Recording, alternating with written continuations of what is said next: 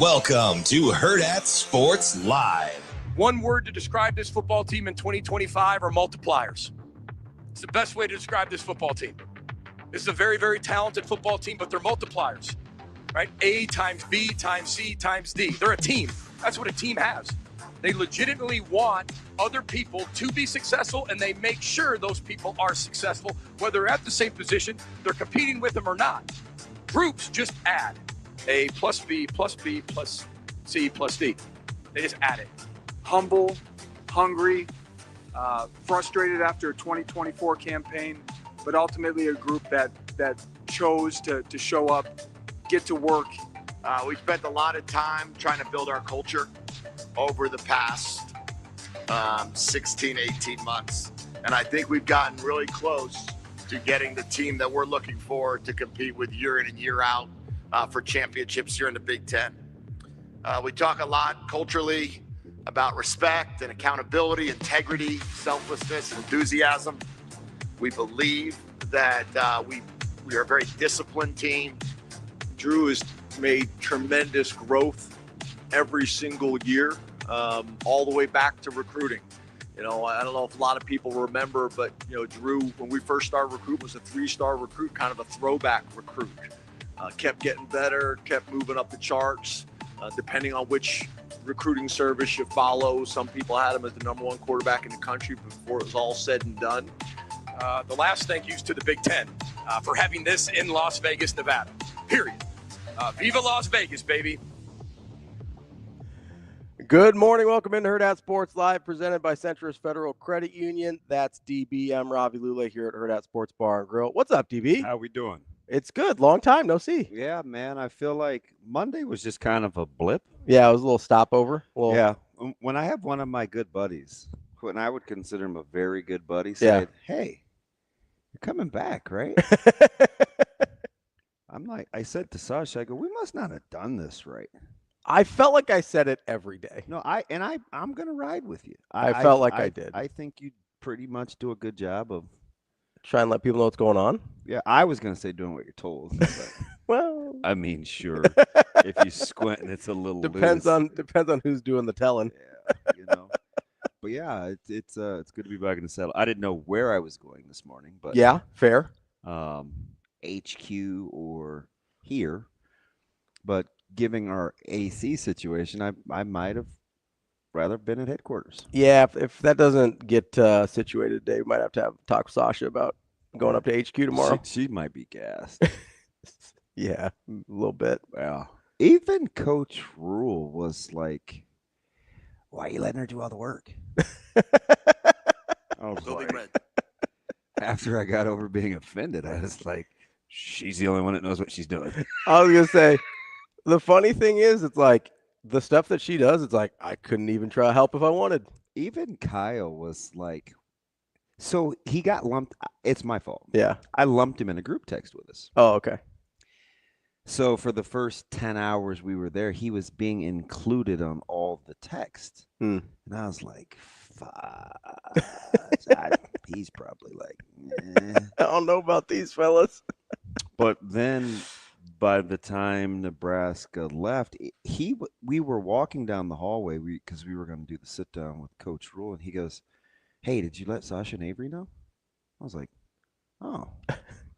You know, because good looking out. Well, we use their equipment. Yeah. Yeah, they did the setup, the whole positioning, like she pretty much just flipped and ran the show, and I was like, huh. And then I caught Kyle. He's like, hey, you know, we're gonna use the N logos on the mic. Is that cool? Kyle, sure. You just tell her. She's cool. No, but it was a good time. They worked their tail off, and I am glad to be back. It was interesting driving back through the neighborhood. Yeah. I saw my man. Although our guy Scott. Yeah, he's already in the chat this morning. I'm gonna have to pull over tomorrow, but I gotta know why he liked Untamed. I liked it. Okay. Is that a movie? It's a series. Okay, let me look it up. And I was on probably when I first referenced it, I was either getting started or I hadn't, but I was maybe only on 2, and he's like, "Oh man, it's fantastic." Mm-hmm. So I watched that thing pretty much on the plane, like straight through. Sure, yeah. And I'm like, huh, fantastic. I feel icky. Mm. But it was. I'm not gonna kid you. It was well done. It sounds like, I mean, just from the description here, it sounds like it'd be up your alley. A spoiler alert. Yeah. Kids are involved, so no. Okay. But I just saw Murder Mystery, and I was like, that's got DB written all over it. The premise was fantastic. And Eric Bana, are you? I know the Hulk was bad, but are you a Bana fan, Shane? I actually like that movie. You like because of Jennifer Connelly or? Well, yeah, I mean that's part of it, but I mean I think it's kind of I think it's closer to the comic book. I mean it's a little bit more true. Dogs and the whole nine. Yeah. Okay. I mean, but it's not in part of the universe, so Right. But it was like I was telling you, I went on this run of watching a ridiculous amount of shows, and I mean just binging. Yeah. Oh, all about the binging, baby. Like I said, Lou. The one movie that I watched that wasn't a series was Lou. I don't know that one. Yeah, I like the lady that played Lou. She's kind of gruff and gritty, and I don't know. It was like heroin. Is it Allison Janney? Yeah, it was like a heroin stretch. So a lot of ladies with the lead, and Okay. I mean, I was gonna say killing people, but not killing people, but just tough. I told you I watched pieces of her. Yeah. Which I thought I'm late to the party. It's probably a couple 2-3 years old, but it was really really good, and I'm looking for more. So I should get my Wi-Fi like rolling on the laptop. Nice. So the airplane, it's usually Ben McLaughlin that does it, and my dumb butt yesterday, we weren't sitting together, and I sat in the exit row. Yeah. I'm always gonna pick the exit row. Sure. And I got up during the demonstration to give Sasha my computer. And the lady goes, "Sir, I'm going to need you to sit down." I was like, "Oh, whoops." It's so embarrassing. Stop laughing. Sorry. I can just see you doing it. It's killing me. Yeah, just not a care in the world. Yeah. Just be like, "Oh man, I got to get my internet." And fixed. I go, "Hey." And not even being aware of what's happening. I go, "Hey, Sasha, you got me?" And she's like 5 seats behind me. So it's not like a. Is it across the aisle? It's not like a turn around and hand it to her. But she was right in front of me on the way down. And it just. Did you ask people behind you to pass the laptop to her? No, but I did ask the flight attendant if she could grab it for me. I said, and I kind of mouthed it. She was coming up. I was like, "Can you grab that?" And she's like, "Yeah."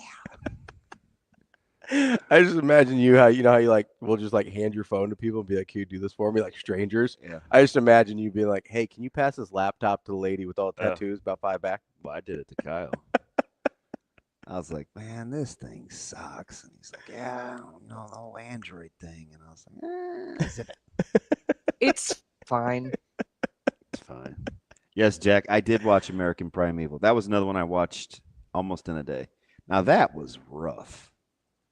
I haven't seen that one either. Surprise, surprise. It's got to be rough clearing the term heroin. Yeah, as the in female hero, not the drug. Yes. Yeah. Correct. Not like black tar. Never seen it. Oh no, it's a type of heroin. Oh, is it? Black tar heroin. Good job, druggie. Listen, I've seen enough shows. Yeah, so we're officially back, man. I'm rolling. Apparently, so Avery was I was standing up in the terminal when I was doing the interview. Oh, yeah. And she was laughing hysterically. Really? She looked over at me. And I was like, "Is it because I'm leaning against the window or what?" And I said, No. I go, "Hey, what was so funny?" She goes, "Oh, I was just listening to the segment real time." Oh. Was I telling, I had a lot of jokey jokes? I don't think so. I mean, it's kind of my style, right? Yeah. I mean, you were telling stories, but I don't think it was. Oh, yeah. You know me, the storyteller. You got to weave the yarn, Hey, so did you see Cincinnati on what's the show now with Brew and the guy who grew his hair out that you don't like? Oh, Nick Wright? Yeah. Did you see Cincinnati on that show? I didn't. So the same. They had him on because I tried to stay on the same body clock. Yeah. So I'm up at 4. So you're up early. So like 3:50-ish, 3:57-ish. I felt like, well, it's good enough. Yeah. Right. And so I turn it on, and is it the facility or the faculty? No, it's all eyes, no you. So I think it's the facility. But whatever. So Siggs is on there, and they're doing an interview, and at one point Nick Wright goes, kind of your delivery is a little intimidating. I'm going to ask you kind of a lighthearted question. And I was like, see? He does have kind of a way. But, then you watch him on kind of like the side sessions. Like he was really good with Rittenberg last year. Mm-hmm. And I was like the closet stalker where I'm just kind of leaning over Rittenberg's shoulder. Yeah. And I come over and I tell you, and I go, man, Cincinnati's nuts. Remember that? Yeah, the whole I do. deal? Yeah.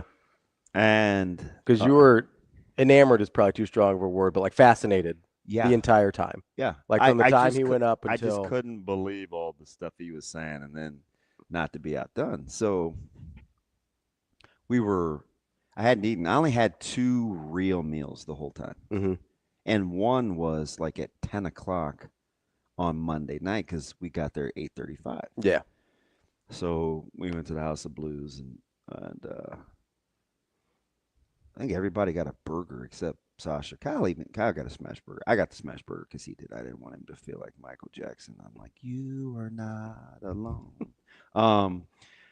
And then we ate after media days. Oh, so like you didn't have breakfast or lunch or anything on Tuesday? Yeah, you don't like to eat while you work. And the deal was so far away. Now you did have to pass several restaurants at the convention center. Yeah. To get there. And I didn't know. Did you know Nathan's does breakfast? The hot dog place? Yeah. I did not. Yeah. I was unaware. How about people standing in line at Popeyes at 8 a.m. yesterday? That's nuts. What are we doing? I'm like, that gives me the willies, and I like Popeyes. I love Popeyes, but what are we doing? Yeah. Lot of Raider gear, Shane. I thought of you, but I could have gone right under MGM Graham to another tunnel, and you could have gone Luxor, Excalibur, or Allegiant. So did you it's a pretty stadium. I was gonna text you and ask for some. Well, the last time I was there, remember, it was almost finished. Yeah. What did you leave Mandalay Bay after you got there? Not one time. You tried. Yeah. But the driver he took my $5. You can dispute that, I should, but I just didn't like the way he talked to me. Yeah, just dispute it. Be like, hey, He was like, yeah, okay, click. I was like, wow.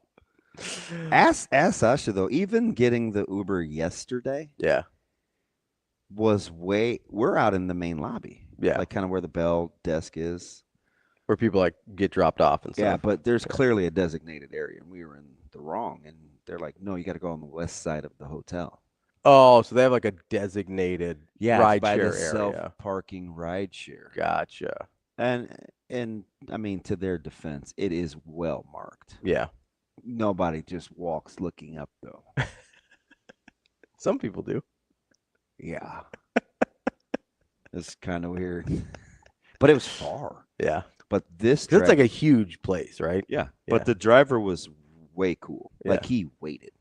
Because it's probably 8-9 minutes. Yeah. I guess a walk. Minimum, And it was funny, too, because even going in the garage, it's the first time that I think Avery had been outside. She goes, whew, fresh air.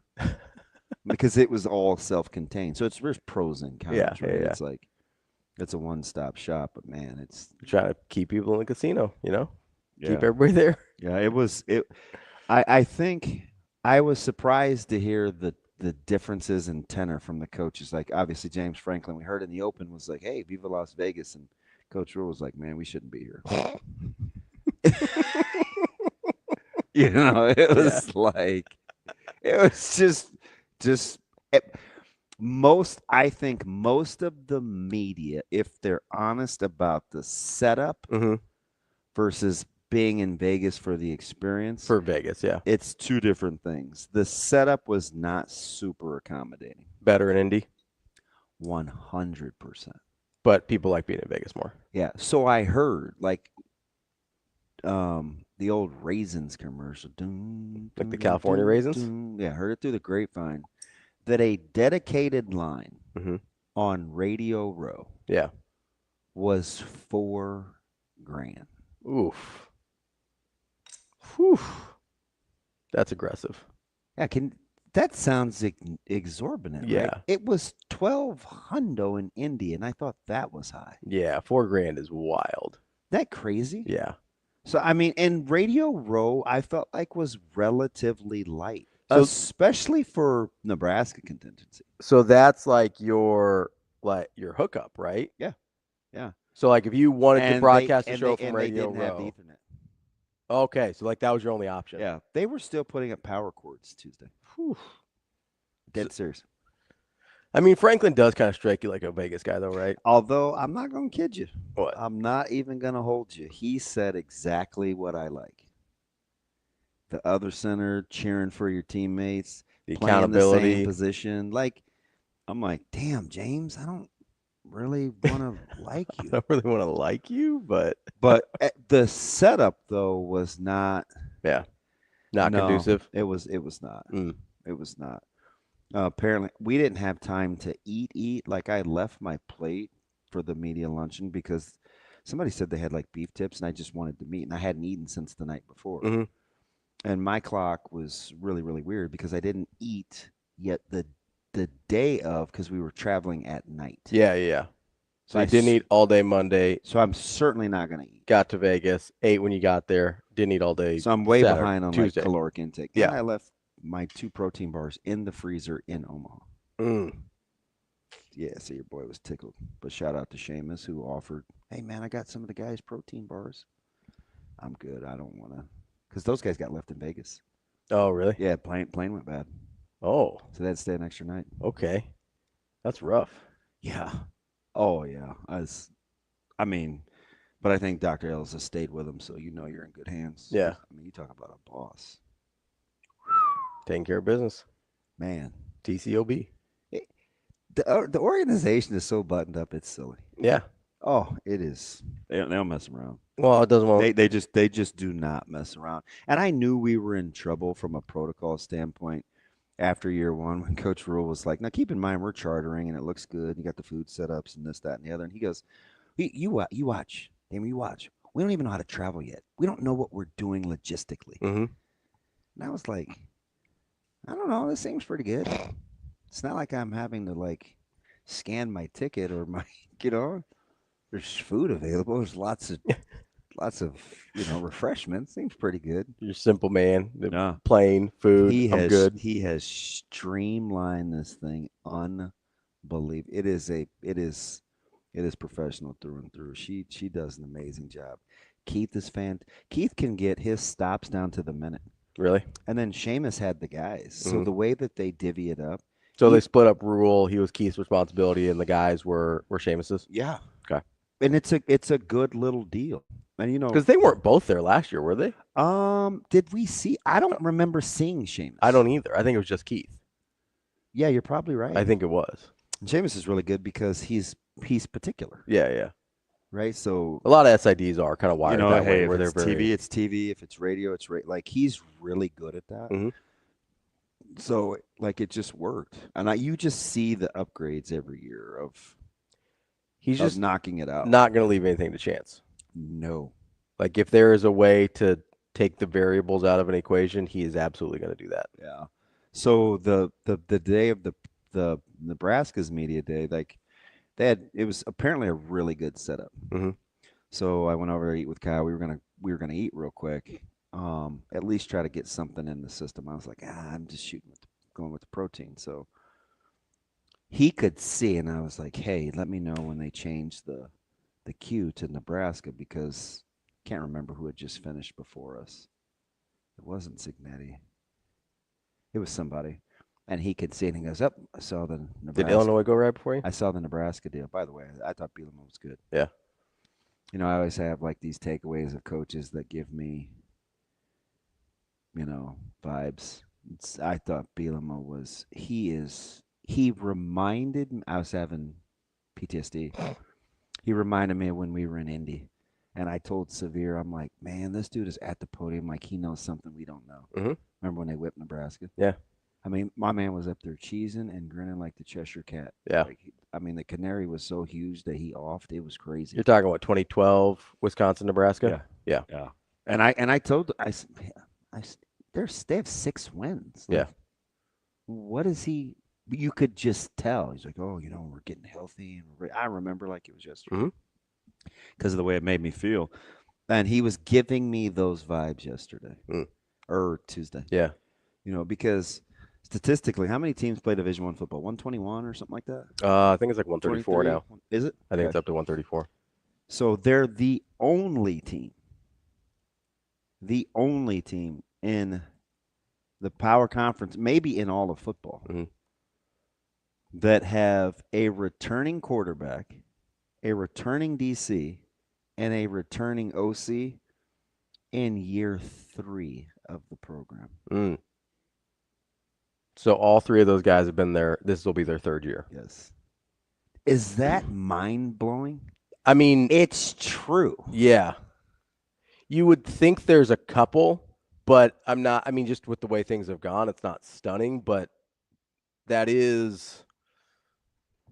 I mean, so I'm sure he feels comfortable. Yeah, we'll see how important the continuity is. I'm sure, and remember, and I said this from the jump. However you feel about, it was Maryland. Thanks, TK, because there was the little derby sign. I could see that in my periphery because the door was slit. So anyway, short story long, I left my plate. Yeah, and there were these 2 cool brothers. We were arguing about Hall of Fame because Matthew had just announced. I know, imagine that, right? Honey Badger just announced his retirement, and one of the guys, I mean, super knowledgeable. One guy was just a pup. The other guy was like this old. He was this cool, sage, old black dude, right? He's like the guy I'd like belly up with at the barbershop. So we got into these discussions about Hall of Fames, and I was like, man, you guys got to be careful. Like, even Urlacher's in the Hall of Fame. And you'd have thought I told this dude that he looked like a mongoloid or something with his glass. I don't know. Like, I just gave him like this crazy shot. He was like, Urlacher, that was a bad. I'm like, no. I said, Urlacher was never the best linebacker on his own team. Like, let's knock it off. And we started going through Pro Bowls and all pros. And you big Lance Briggs guy? Yes. Yeah. It's as is every smart Chicago Bears football. That's fine. fan. I'm just getting like clarification. They know Briggs was the guy. But we were talking about Hall of Fames, and he's talking about Pro Bowls versus all pros. I'm like, that's a little misleading. Like, Levante David is a Hall of Famer, and he's been all pro first team exactly one time. Yeah. Right. Like, so you have to be careful. And then we got into longevity, and I was like, I said, Kuechly gets a pass. Oh, and I don't know if he's a Carolina guy. This dude loved some Luke Kuechly. That's fine. Was it Austin? Yeah. Sans about 40 years, a little melanin and some glasses, but yeah. Just the same. Same guy. So anyway, I came back. I left my plate and I came back because I'm like, God, they're going to think like it's a napkin, like 7 beef tips. Like, I'm going to go back and get that. And I came back in and the guys were still sitting there. I was like, oh, no, they cleaned it. They cleaned it up for you, young buck. I was like, oh, I appreciate it. So I chopped it up with those guys. So then I wanted to mosey on over to what I thought was the hospitality area for the other hospitality area for meetings or for media. Because you think I'd read the sign? No. So I walk in and there's Cignetti and his staff and some other people, like, and they got like this sandwich spread. Like, it was pretty sweet. I was like, shoot, I'm gonna grab a sandwich. And then I went back outside and I looked at the door. Head coaches and essential staff hospitality area. You should have seen the look on Cignetti's face when I opened the door. Number 1 out of 126. Hey, I'm like, yep, I don't like you, but I'm gonna close. Listen, how did you close it, like real slow? No, you'll get it in all DB glory. I backed out the same way I came in. I didn't even turn around. You just like moonwalk this thing out. Next question. That's what your boy did. Said, I'm a piece of work, aren't I? Yeah, so this is the way he looked at me, man. I was like, woo. You should have been like, What? I'm not essential? Best season And you know in what's Indiana funny? history. Again, in true DB fashion, In my after defense. I closed the door and I was like, I don't know what he is looking at. I could travel with Nebraska staff if I wanted to. I mean, That's what. No, I'd have been dead wrong. I mean, I'm not on their payroll, but in my head, I convinced myself. yeah. I mean, he doesn't know. I'll go back and tell him. I'll just go get me one of those red pins that everybody's wearing. Central with the staff. Central staff, man. Buford was trying to give me his. He was like, "Nah, DB man, you can rock this." I was like, "No, I think a lot of your guys have them." Like, You probably need to keep that. yeah, and I could just see Dr. L's is snapping on me for Buf not wearing his. I was Did you take that from him? like Shaggy, wasn't me. Yeah. But anyway, man, it's good to be back. What did you think of young Dylan's suit? Oh, he was sharp. So I liked the suit. I didn't love the shirt. Yeah. So The suit was nice though. I'm telling you, he is. He looked good though. I love his vibe. Yeah. Right, because there's a difference between confidence because you're good and the confidence that comes from preparation and being good. Yeah. I think he feels like they've done so much work. Like last year, it seemed like he was confident because he'd been he was good just his whole. anointed, right? He'd been good his whole life. He just had to fast forward into the role. But this one, it's like, this is really good. Wow, we getting a Boss Rutan reference? I used to love him. I'm like, hey, who's the little bald tough guy? Back in the day, I used to confuse him and you're gonna laugh. Who was the heavyweight that was really, really good that morphed into an actor? But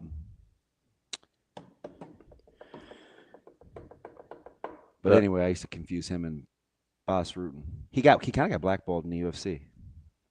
Oof. Come on, DB. Anyway, but what I can say is that Boss Rutan has a really good story about Urlacher. He almost picked a fight with Boss at a bar before someone let him. Yeah, that sounds like something Black would do. That's not who. Heck of a champion. What era of UFC? 80s, 90s. So early. Yeah. He was post Shamrock during the Liddell days, but he was the heavyweight, and it wasn't Emelianenko. Give me another one. We got Boz Rutan, Mark Coleman, Randy Couture. Couture. Thank you. There we go. Very nice. Very nice. That's gonna eat me up. That was some okay Googling. That wasn't terrible. Yeah. What did you search? Early UFC heavyweight champions. Yeah, there you go. Who won the day for you yesterday? Was it Lanning? No, Franklin. Franklin probably. Yeah, I thought he was. I thought Franklin. Even when he says stuff I like, though, like I don't necessarily like him. No, I get it. Like it kind of comes off a certain way. I just don't love. And it's so different because I've seen the evolution from day one. Yeah. I've seen him from the Fugitive Hotel in Chicago. Yeah. To this year. And I don't have any reason to dislike him. Cincinnati's the same way, though. Even when he says stuff I like, I don't like him. Yeah. Like when he's taking shots at the SEC and they're scheduling, like I tend to agree. I think you know what it is about Cincinnati that I think we don't like. What's that? It's his delivery. Yeah, for sure. It's his body language because it's very quirky, and he'll give you the head tilt and the step back and the. There's also like an aggressiveness to everything 100%. And I'm telling you, when Nick Wright says like, "This is intimidating," I'm going to ask you a softball so he can laugh. Yeah. Like those are national guys on national television that have done this for years with a bunch of different people. They felt awkward handling Cincinnati. He kind of gives off, and I know they're from similar parts of the country. He kind of gives off like Lamanji vibes a little bit, like with like kind of his like very hard lined, a little aggressive. Yeah. Like even when he's being nice, he sounds kind of mean. Yeah, you know what I mean. Like just last night, we had because the days have just blurred. Like we had a pool party from 9 to 11, and I'm grabbing Micah. It's like 10:35 because it's getting ready to storm. So a couple of the coaches are left, and even when he comes over to the truck, he goes, "Hey, how you doing?" I was like, "Is that a threat?" He was like, "Good." Question mark. When'd you get back? today, 110 or so. How was it? It's good. All right, that's good. Let's get the young fella some sleep. I drove off. I go, I've known that guy for 20 years. Yeah. Broke a lot of bread with him, and I'm still a little scared. Yep. Yep. It's exactly the same. Yeah, it's like a very similar. I know it's like Youngstown versus Pittsburgh, but like that, kind of that steel belt part of the country. Yeah. Like he gives off like that's what I was thinking about yesterday. I was like, oh, he kind of makes me feel how Lamanji makes me feel. Yeah, and and it's like I think it's a it's a Rust Belt. Rust Belt. Not Even steel the belt, Northeast kind of thing with Coach Rhule when he was joking about Eckler saying. Although that's different. That's more snarky. Like even with Coach Rhule and Coach Eckler. Yeah. Like, hey, you don't have to say good morning every morning. Like, or sometimes Eckler. How are we doing? Good. No, we're doing great. No, we're just good, Eck. Yeah. It's like that's a very New York, Philly, DC. It's just it's a classic vibe, man. So it was just like I felt from a vibe standpoint. I liked Cignetti. I liked Bielema. Loxley had on red slacks. So I wanted to talk about Loxley. He's lost a ton of LBs too. Good for him. He was getting up there. Wow, he was. He didn't. Shaming. I'm not shaming. He didn't look like. What gave you what put you off on Loxley? It didn't really put me off. I appreciated the honesty about losing the locker room last year. I'm not convinced that putting up a sign to leave your Louis belts outside the locker room is going to fix it. You know what I mean? Yeah. And also, it depends on how quickly you think that culture is going to gel. Because if you're going to put the cynicism and snark against being self-policed, better be good. Yeah. Because if you got more Louis guys in there than not, it's not going to land. It's not going to go over well. And also, like the problems aren't going to. And why is Louis Vuitton giving the college football some kickbacks? Because they sure do get a lot of. They get a lot of shout outs. They get a lot of references. Is it? Don't they know the kids are like moved on from Louis? Have they? I don't know. I saw a couple Michael Kors watches. Oh yeah. Oh, I'm not going to give him up, but yeah, one player was wearing a tag. Tag's a nice watch. You think? Yeah. Yeah. I can't afford it. Except for Hurrdat. It's about the only tag I'm doing. I watched that movie Tag. It's pretty good. What was it about? It was about this group of like high school friends that basically played a game of tag for 40 years. Like they just they had designated like 1 month a year where you could. How does that sound fun? It was actually really fun. It's a good movie. Yeah, I'm gonna go ahead and. It's probably too like joyous and lighthearted for you. Like there's a lot more. There's not any murder. I resemble that remark. There's no murder. There's no serial killers. There's no predators. I feel offended. Although there is one character you might identify with. He's a little bit of like a analytical, get prepared. Like he's trying to avoid getting tagged. So it's you might like him. Wow, I feel like it's the what's his name? Jeremy the Hawkeye. Oh, Renner. Yeah. I kept wanting to say Piven, and I was like, that's not him. Not a fan. Not Jeremy Piven fan or Renner fan. My sister likes him. Oh, my oldest sister likes him. He gives me the willies. He is. He was really good. He's got a strange vibe. I did. I was talking to LB. I was talking to Lance yesterday about the Mayor of Kingstown. Oh yeah, it's a good show. Yeah, might be a little heavy for you. I think I've seen a couple episodes. Yeah. Or no, I've seen a couple of clips on TikTok. It seemed good. Yeah, it's. I don't know if I could watch the whole thing. Season 1 significantly the best season. Yeah, but Renner's okay. Yeah, he's just okay. He's good in the right roles. Yeah, I think. What was your reading between the lines? You kind of know me.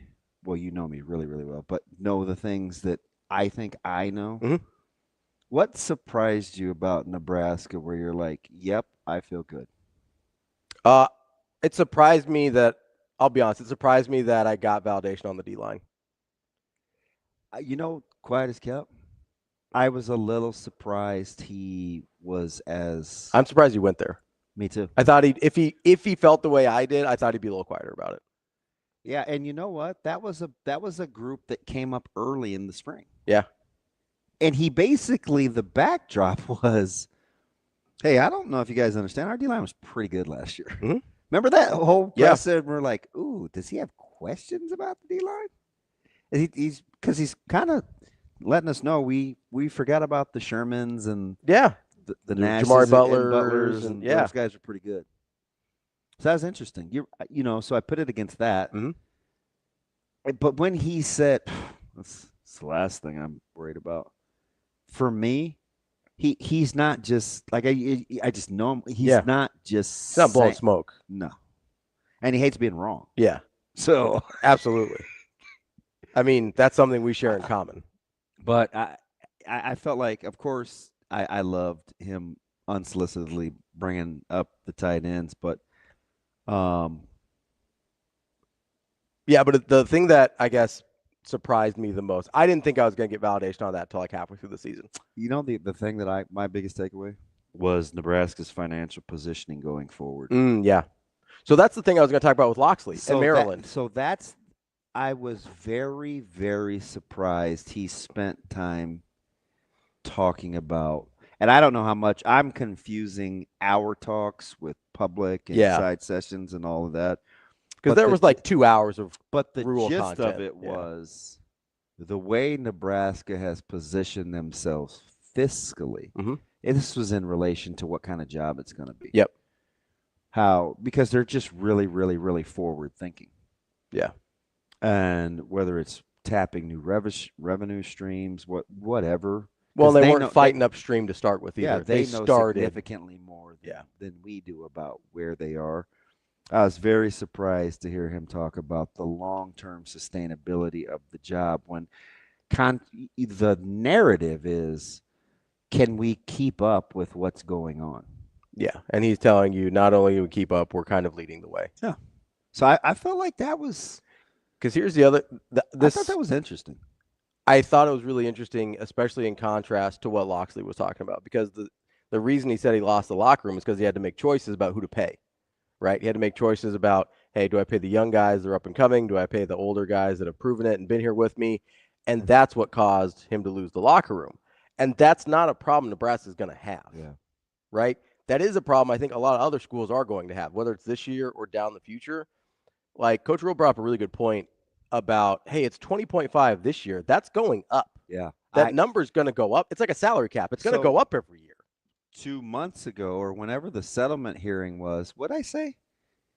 I'm like, that sounds a lot more like the floor. Yeah, that's the starting number. Than the ceiling. I think it's the floor even. That was my initial takeaway after. I'm like, that's the floor. Well, I think it's the floor even this year because we're not talking about NIL money, right? But I think it's the floor also for years to come where that number is going to, I mean, we see it every year in every professional sport. The salary cap goes up it goes up every single year, a certain percentage. Does college football have a better chance of having a more functional collective bargaining system than the NFL? No, they do not. NFL's got some work to do, though. Oh, no, that's a great question. And it's a mess. You know the part they're sleeping on is the whole collusion that everybody's afraid to talk about that McAfee brought up a month ago that kind of has just disappeared, but not really. Yeah. We're talking about expenditures and expense reports and double dipping, but it's way bigger than that. And we're just like, well, I don't know, man. The NFL is a really, really good partner. I think we're going to chill. Yeah. Boy, that NFLPA and the collective bargaining agreement, I mean, when you start using legit collusion. Yeah, you're not in a great spot. No, that's not good. But they have one major advantage over college football. They actually acknowledge that they're employees. Yeah. And that's a huge problem. There's obviously, since they've done it longer, they're a little more united in the cause because they know they've been there, done that. But it was kind of tongue-in-cheek me posing the question. I know. But I mean, the NFL's not in a great spot in terms of their CBA. Are you going? I mean, who kicked the whole thing? So it was Gundy that kicked the whole thing off about the secret in the room, and about guys being employees and whatnot. Because remember, once upon a time, I sound pretty dumb now, like most of the time. But I'm like, well, what would happen first, collective bargaining or playoff expansion? Mm-hmm. Remember those questions I used to ask? I'm like, Oh yeah. because you could see where this was going. And I'm like, you're going to have to collectively bargain this if you're going to do this. And now we're coming back to, is collective bargaining going to really be a thing? So here's the weird part, is it almost feels like the individual universities collectively bargained on behalf of the players. Yeah. Like it's almost like the They universities had their own, it was very because you had to take care of you. Yes. That's the only thing you knew. Right. But it also feels like it's in this particular case, the universities are almost considered the employees under the collective bargaining They're just agreement. waiting for everybody to say it out loud and Yes. to have the paperwork follow suit. But they act as though they're bargaining on behalf. They're collectively bargaining on behalf of their student athletes. Yeah, and they're not. They're collectively bargaining on behalf of themselves, the universities. So the universities are almost acting like the players in the NFL situation, and then they're treating their actual players almost as subcontractors. Well, actually, gotta get the glasses push up while you're doing I'm ready. By the way, man, We haven't seen Steven in a hot minute. Where are you at, Steven? I have my glasses. I have 2 pair now. Yeah, 2 chains. Yeah, neither one are Coach Sikora's, but they'll suffice. They get me by. You got to ask him where he got those things. So I know where he got them. It's the magnification. Oh, did he say 2.5? You told me 2.5. I need to be in the 2s. Oh, you're trying to hold off? Well, I don't really look. I just put them on and I see if I can see. Oh. Go to an eye doctor. Just go to an eye doctor. Nah. You know what? Go to an eye doctor. I'm not going to stand for you. That's the 3rd time this morning where you're just laughing for. Go to an eye doctor, DB. What are we doing? Just figuring out what these numbers mean. You know, they have this incredible little machine that tells you what your prescription needs to be. Oh, yeah, that's fantastic. Coach Butler and Coach Rhule look great. A times B times C. Hey, I'm not vibing with you just shake your head at me, don't you? I mean, I It's just fine. I just need you to go to an eye doctor. It's fine. I'm not gonna stand for your peer pressure. They actually customize the prescription to your specific vision. Condescending behavior. You know, it's very condescending. It's crazy. Shane, at least did you miss me at least? I did. Yeah. Oh, we all missed you. Shane gave me a random text. Did he? He watched Young Guns and he agreed with me that it did not age well. I haven't seen Young Guns. What made you go down that rabbit hole? Is that the Emilio Estevez one? Emilio, yeah, and Lou Diamond long hair. I was watching something else on Tubi, and for whatever reason, big Tubi guy. Yeah, that popped up as a hey, you want to check this out next? And I'm ads, no ads. Ads. And it popped up. I was like, well, I'll watch it. And I watched it. I was like, I totally want to send Damon a text, but this will be wow, you're on like a 2.5 week delay with this. Yeah, that is an incredibly long delay. Yeah. It's but longer than 2.5 weeks. But I hadn't seen the movie since the 90s. And in the 90s when it came out, and even for like 5-6 years after it came out, it was a good movie. Oh. It just didn't age well. Yeah, I was today years old when I told you I realized that regulators used the line from that movie. Yeah. And as I told you, I'm watching it at 12:40 in the morning, and I'm sitting up, and I go, "Oh my gosh, that's the line from the rap song." And then I sat back down. I was like, "God, what a dummy!" I haven't even seen. How did I not know that? I haven't even seen that movie, and I gotta be handy with the steel, if you know what I mean. I was like, "Oh, that was so cool." You have to be handy with the steel, if you know what I mean. And then the movie actually El Succo. Yeah, not great. But like I said in the text, though, when I was texting you, I thought at the time Young Guns 2 was better. And I haven't seen that because it's on Amazon Prime, and I don't have that. So I started a new series on lately the plane yesterday. Oh, yeah? What did we start? Django. I know what you're thinking. Is it different from the movie? It's not Unchained. This guy's white. Oh, okay. Well, Although he is very familiar with Native American culture. Okay. So there's a TV series called Django. Yes. Okay. Is it spelled the same? Yes. Okay. But I mean, the one, like, if you're looking for a tie that binds, they're in a city called New Babylon that is ran by a quote unquote free slave. Gotcha. So there are minorities in the movie, but Django himself is not black. Okay, we're looking it up here. Django TV series. Might be a little. It's a Western. Sure. I'm gonna watch it. I got through 2. I got through 2 episodes on the plane because had to finish Untamed. I gotta be honest here. Out of the 2 actors that are popping up as the main guys here, I would not have guessed. I would have switched Django and John Ellis. Yeah. So John Ellis is the leader of New Babylon. He's the free slave. Yeah. Yeah. Yeah. Yeah, I would have guessed him as Django, and then the white man as John Ellis. Hi. It's been a while since I've heard that. Pretty white. Did you see? Do you casually use that with Austin? Does he feel offended? Oh, I use it all the time. I can't stop. So how was he over time? Was he cool, or was he giving you like, I'm ready for DB to come back vibes, or were you like? Well, I'm always ready for DB to come back. Like, oh man. When Austin and I do the show together, it's called Off White with Hurrdat Sports Live. Damn.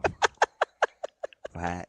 Or are you like, man, I think we need to put this guy in the lineup full time. Because he's showing you some flashes. So I think it's going to be really good when we're all together up at headquarters, and then he can chime in and kind of add his little. But I always miss DB. Do you see the? You're probably out with Rhule when it happened, but do you see the TikTok I sent you and the caption, the bleeping white people? Oh yeah, yeah. So periodically, and I was walking with my head down in the lobby. So it was like, oh my gosh. Oh my gosh. You know, hey, Shane, JD would like for us to be a little louder. And I know I'm a quiet talker, JD. But Ravi's not. He's a loudmouth. I've been the same. Oh, you did. Shane, you juiced him up, didn't you? We're out here, right? It's pretty good after pulling out my AirPods for 2 days. How much were you just like keeping my head down, not trying to interact with anybody? Or were you being social? I was not being social. Okay. That's kind of what I figured. No. And Kyle's a lot like me, so it worked. Oh, is he? Yeah, and Avery and Sasha actually worked, so they were busy. It's kind of funny. I think people assume people that have our jobs or like broadcast types that we're all very outgoing.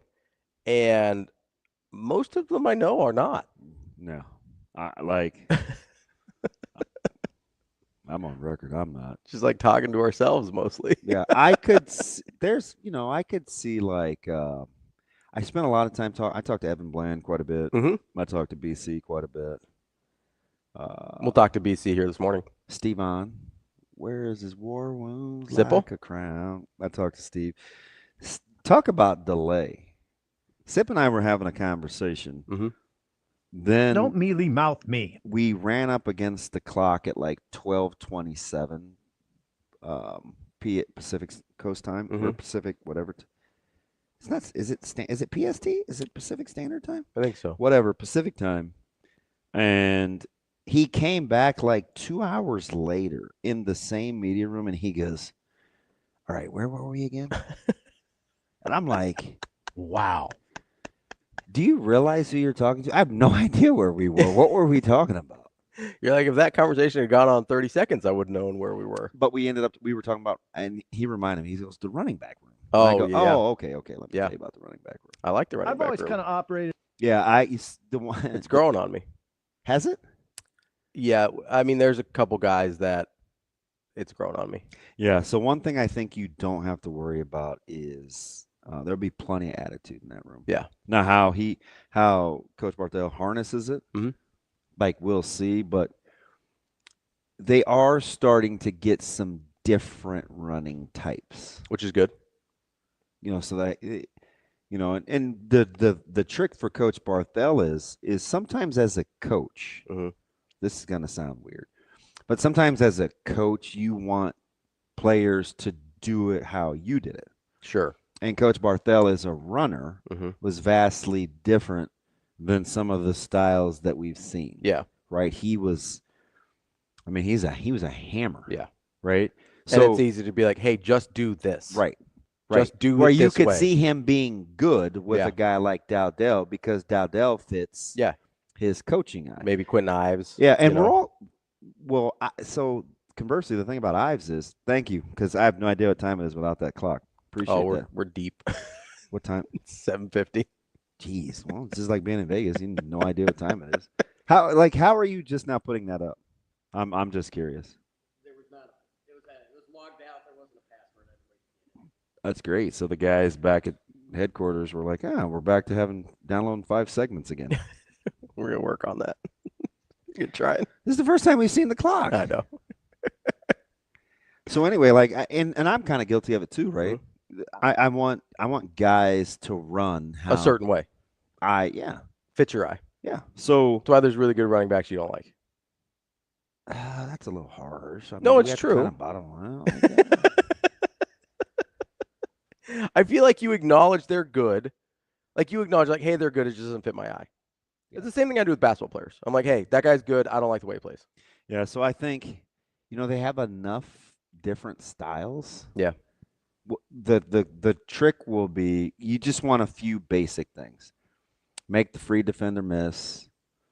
Press the point, like whatever your terminology like the is, first one, right? Hit the holes. Hit the hole, make the first guy miss.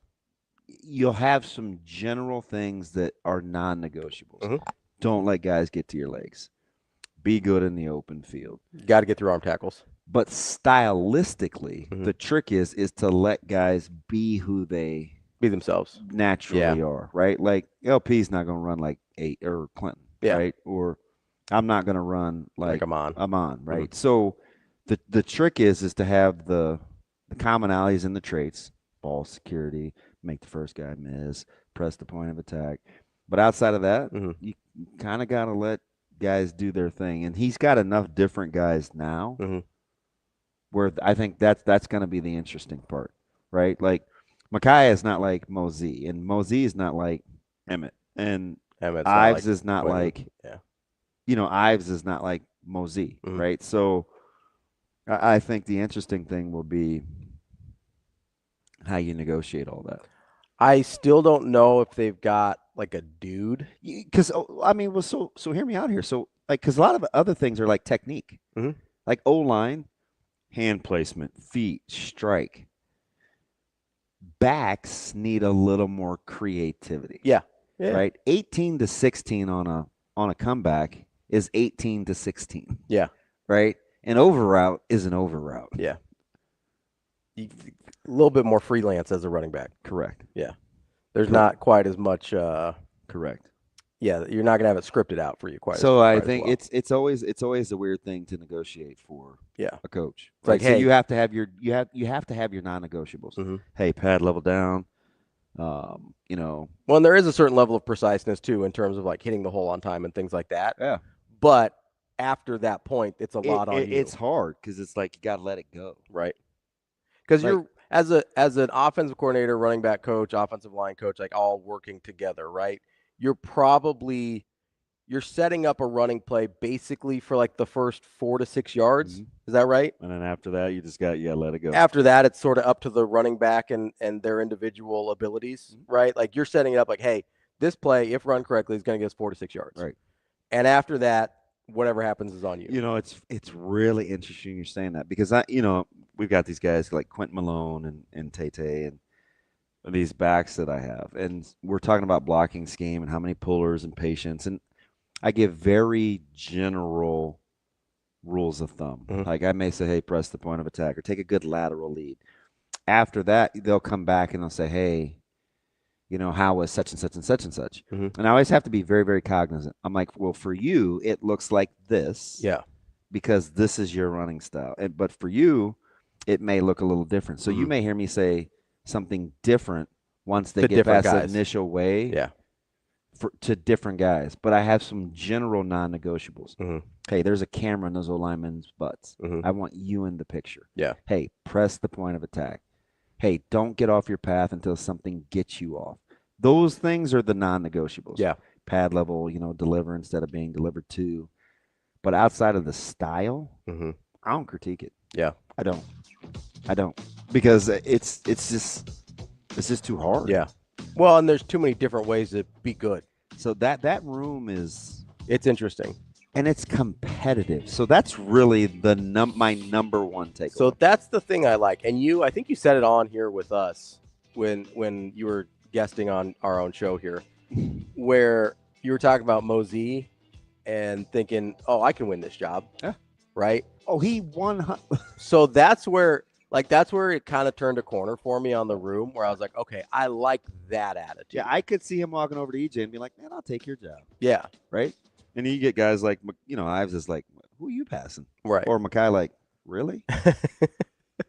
That's how you want it. So, right. So, I like when you started telling us about that, I like the mentality shift in that room. I still don't know if there's like a dude. Yeah. Maybe there is, maybe there's not. I don't think we know. But I like the attitude's a good place to start. 100%. We got Brian Christopherson coming next year on Hurrdat Sports Live. At Centris Federal Credit Union, we understand that the journey of building your own business typically starts with modest beginnings. With a little help from our team of experts and small business loan offerings, you can take your vision and transform it into a more concrete reality. Centris Federal Credit Union. We are where you are.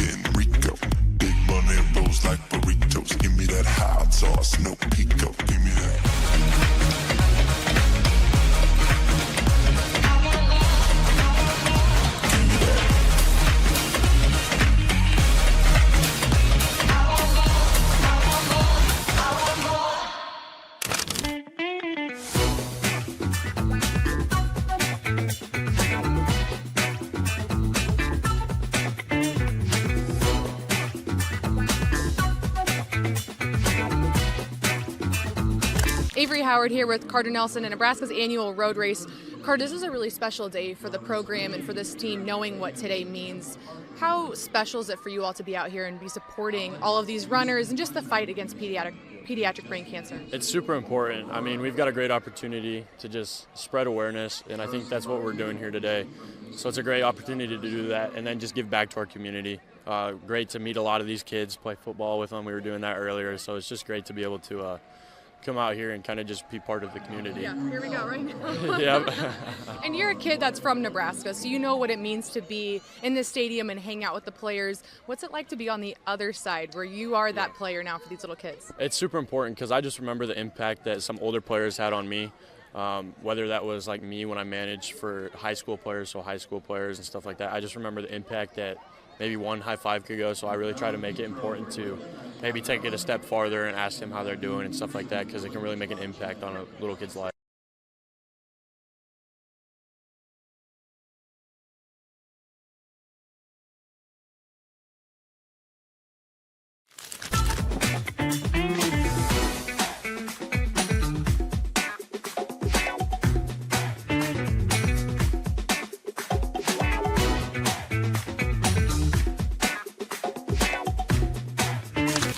Avery Howard here at Teddy Prohaska at Nebraska's annual road race. Teddy, you're a local kid. You know what today means to this program and this university. Just how special is today's road race and the cause you guys are all here for? I mean, it means the world to us. It means the world to this team. Just thinking back of how many years I've been able to do this, and we look forward to it every year. I know it's different weathers. We've had it inside, we've had it outside, but just to get back and give to the community, it just means the world to us. And this is an extra sensitive year, just with the passing of Jack Hoffman and everything he meant to this program.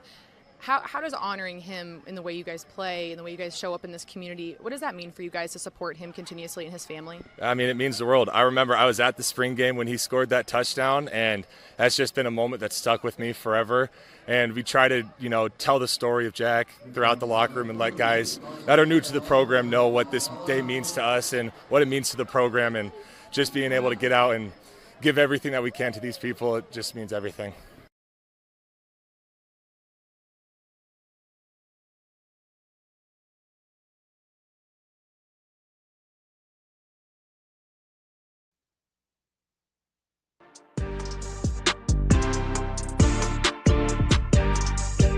Welcome to Hurrdat Sports Live. It's a much different feeling when you walk in with a bunch of guys that now they know they're good. And some of them, they're the same players. They're just good because they're a year into the system. And that 250-pound guy is now 280-pound guys, a 280-pound guy. So I'm an incrementalist. I believe in just getting a little bit better every year. I got great news. Nothing that happened last year carries over into this year. And that's a good thing, right? Like the Iowa loss at the end of the year was really, really probably painful, but sometimes it's the pain you need. It's the pain that spurs you forward in the offseason when, guys get a little bit complacent. And there's no complacency at the University of Nebraska right now. Our guys all understand that we've got good enough players. Well, we have an excellent roster. We're fast. We're explosive. We've got veterans where we need to. We're good on the lines. We've got great coaches, but we're going to have to go perform. And that performance comes from guys owning it and not listening to anything else, not listening to the guy in the locker room complaining, like shutting all that up and saying, hey, Husker football, it's about performance. It's about us going out there and getting it done. And so that's why I mentioned the classroom. That's why I mentioned the growth of these guys. You see a team that understands that. So I look forward to the first close game. I look forward to seeing our guys execute in it.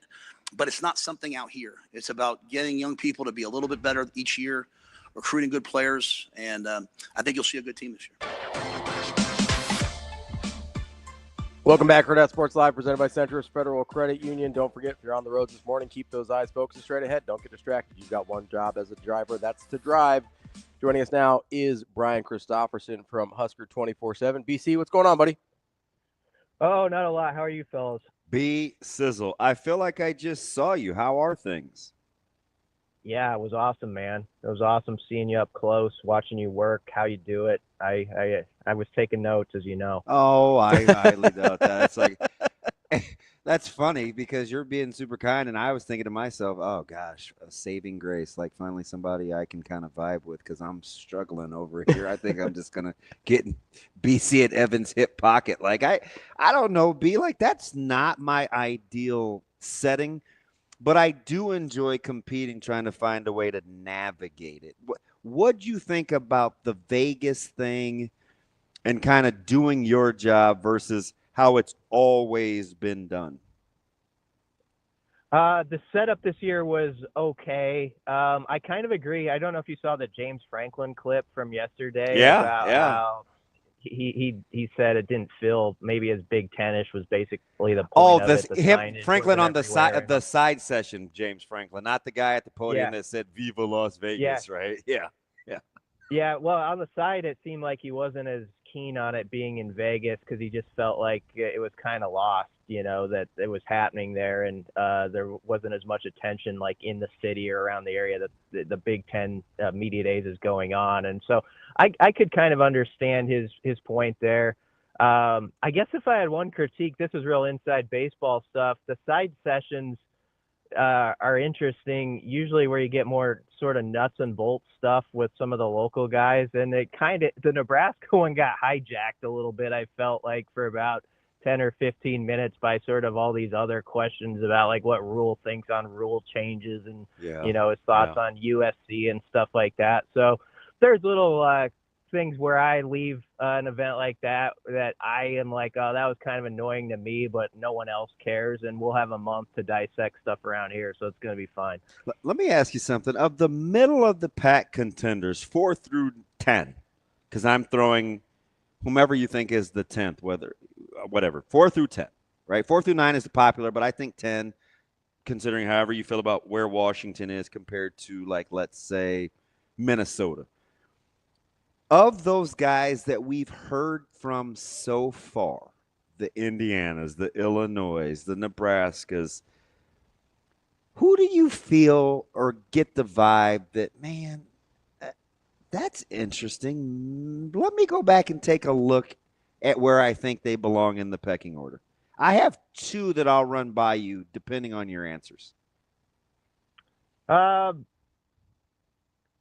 I think I had Indiana 10 on my list, and I wonder if I'm selling them short. Indiana is one of the teams I was that I think I am captivated by. I agree with you there.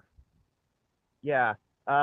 I mean, it's not like anything that happened at the event necessarily, or Cignetti. He's going to be himself, and he's got that, he's outward. He's going to tell you exactly what he thinks and have confidence in where his program's going to go. So I'm already used to that. So it wasn't any selling up front by them.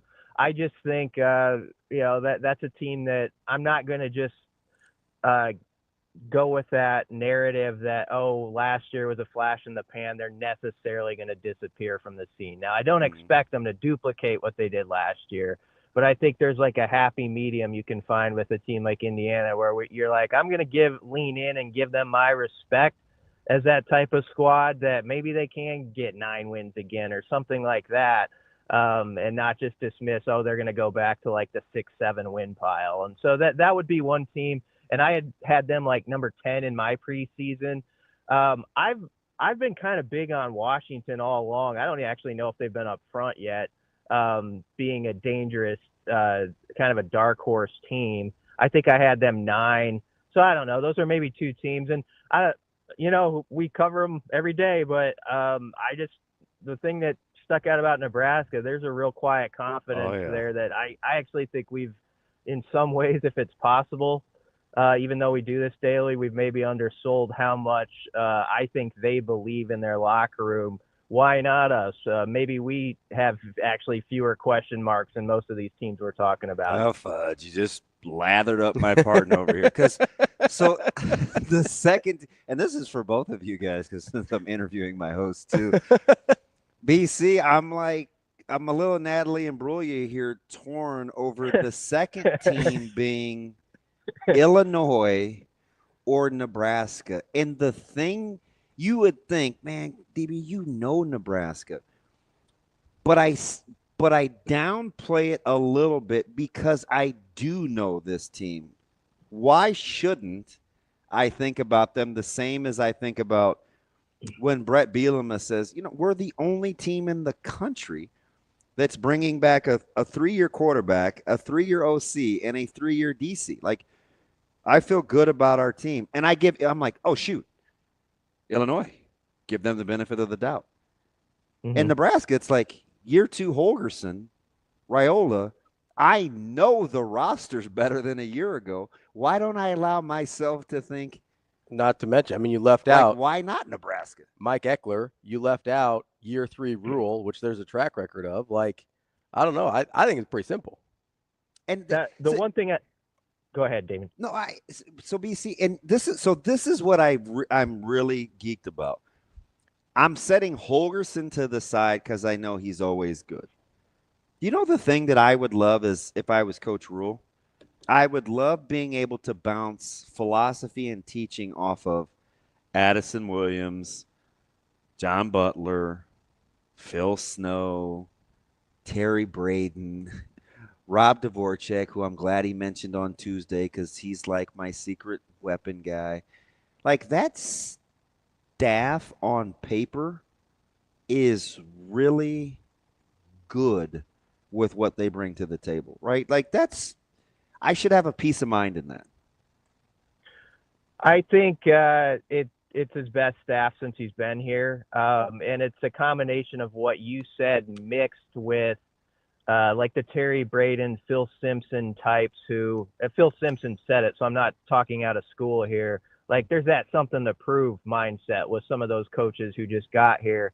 And so I think that vibes well with Rhule also having that group of those old dogs who've been around a while, who in some cases have been, if they're not a coordinator now, they've been it in the past, or they in Holgerson's case, he's been in the head coach's chair. And so it's great when you can have someone like that you can bounce a real big picture idea off of, and he knows what it's like to have that heat on him.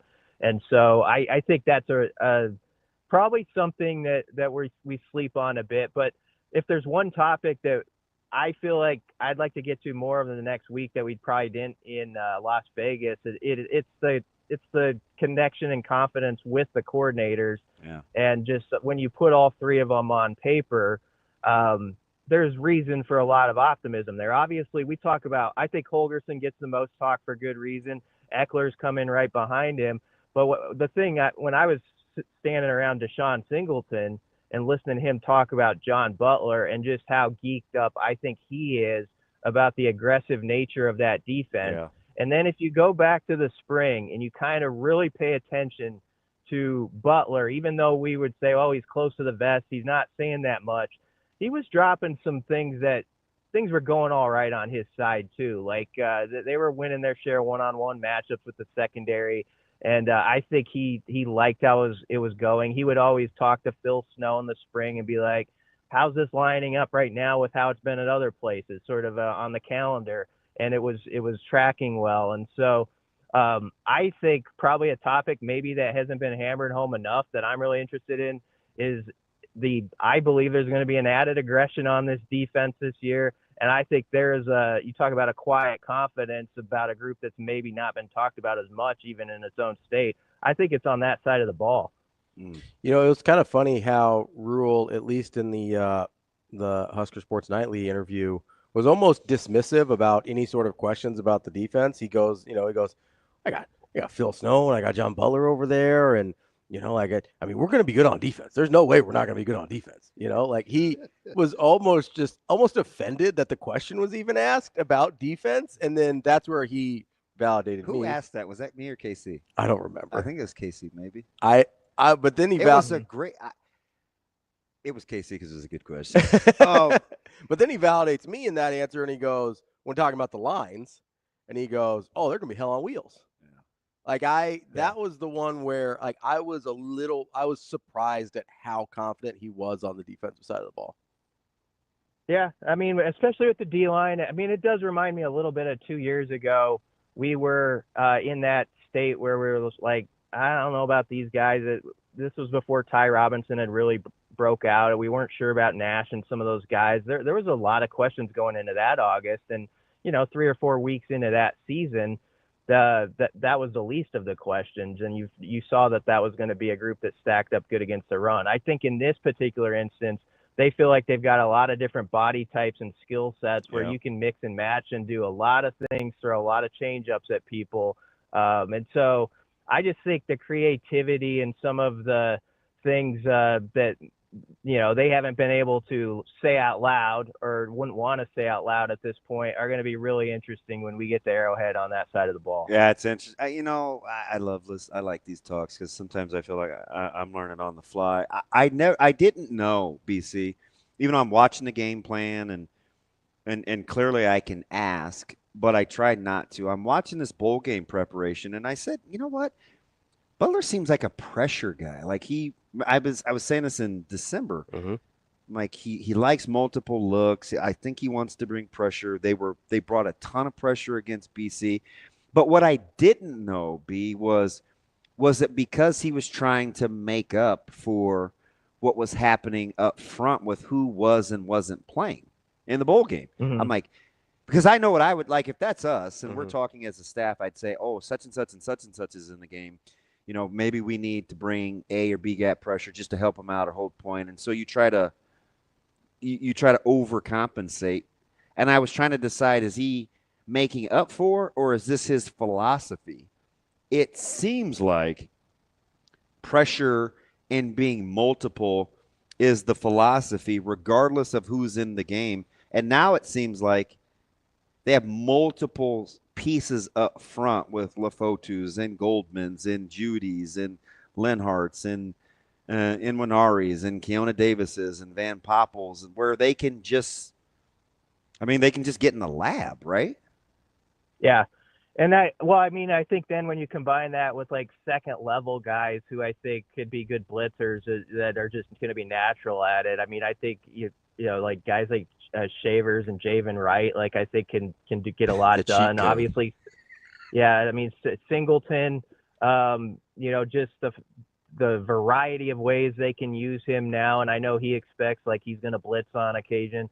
I don't know. I stood around Deshaun for about 20-25 minutes, and it just stood out to me how much he vibes with John Butler, and it goes back to last year. And there's guys who have been around him through last season that they just believe in him. And there was a kind of a small quote from Rhule that stuck out too to me. He was actually answering a question about Dylan Raiola and how he's grown as a quarterback.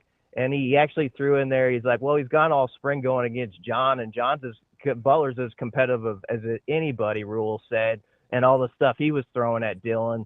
And we're talking about spring ball here. And then Dylan kind of smiled later when he was asked about that.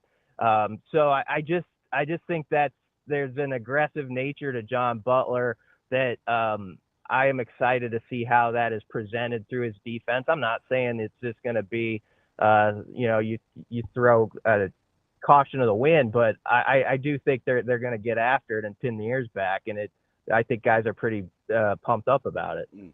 BC, as we're talking about kind of the aggressiveness and what it's going to look like on the defense side of the ball, two names that did not get mentioned yet that I think are going to play a huge part of that. I don't know how you sit there in the room if you're John Butler and see Vincent Shavers and Willis McGahee and not be like, I'm putting those guys in the quarterback's back pocket as much as humanly possible.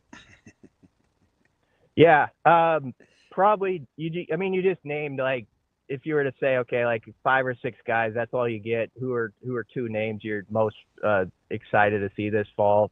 It would be the 2 Miami guys would be on my list, McGahee and Shavers. I just feel like that first half in the Pinstripe Bowl with Vincent, we saw just like how much chaos he can create and how confident he was for a guy sort of in like one of his first starting situations in that role. And it's like he'd been waiting for that. Like he felt like he belonged right off the bat.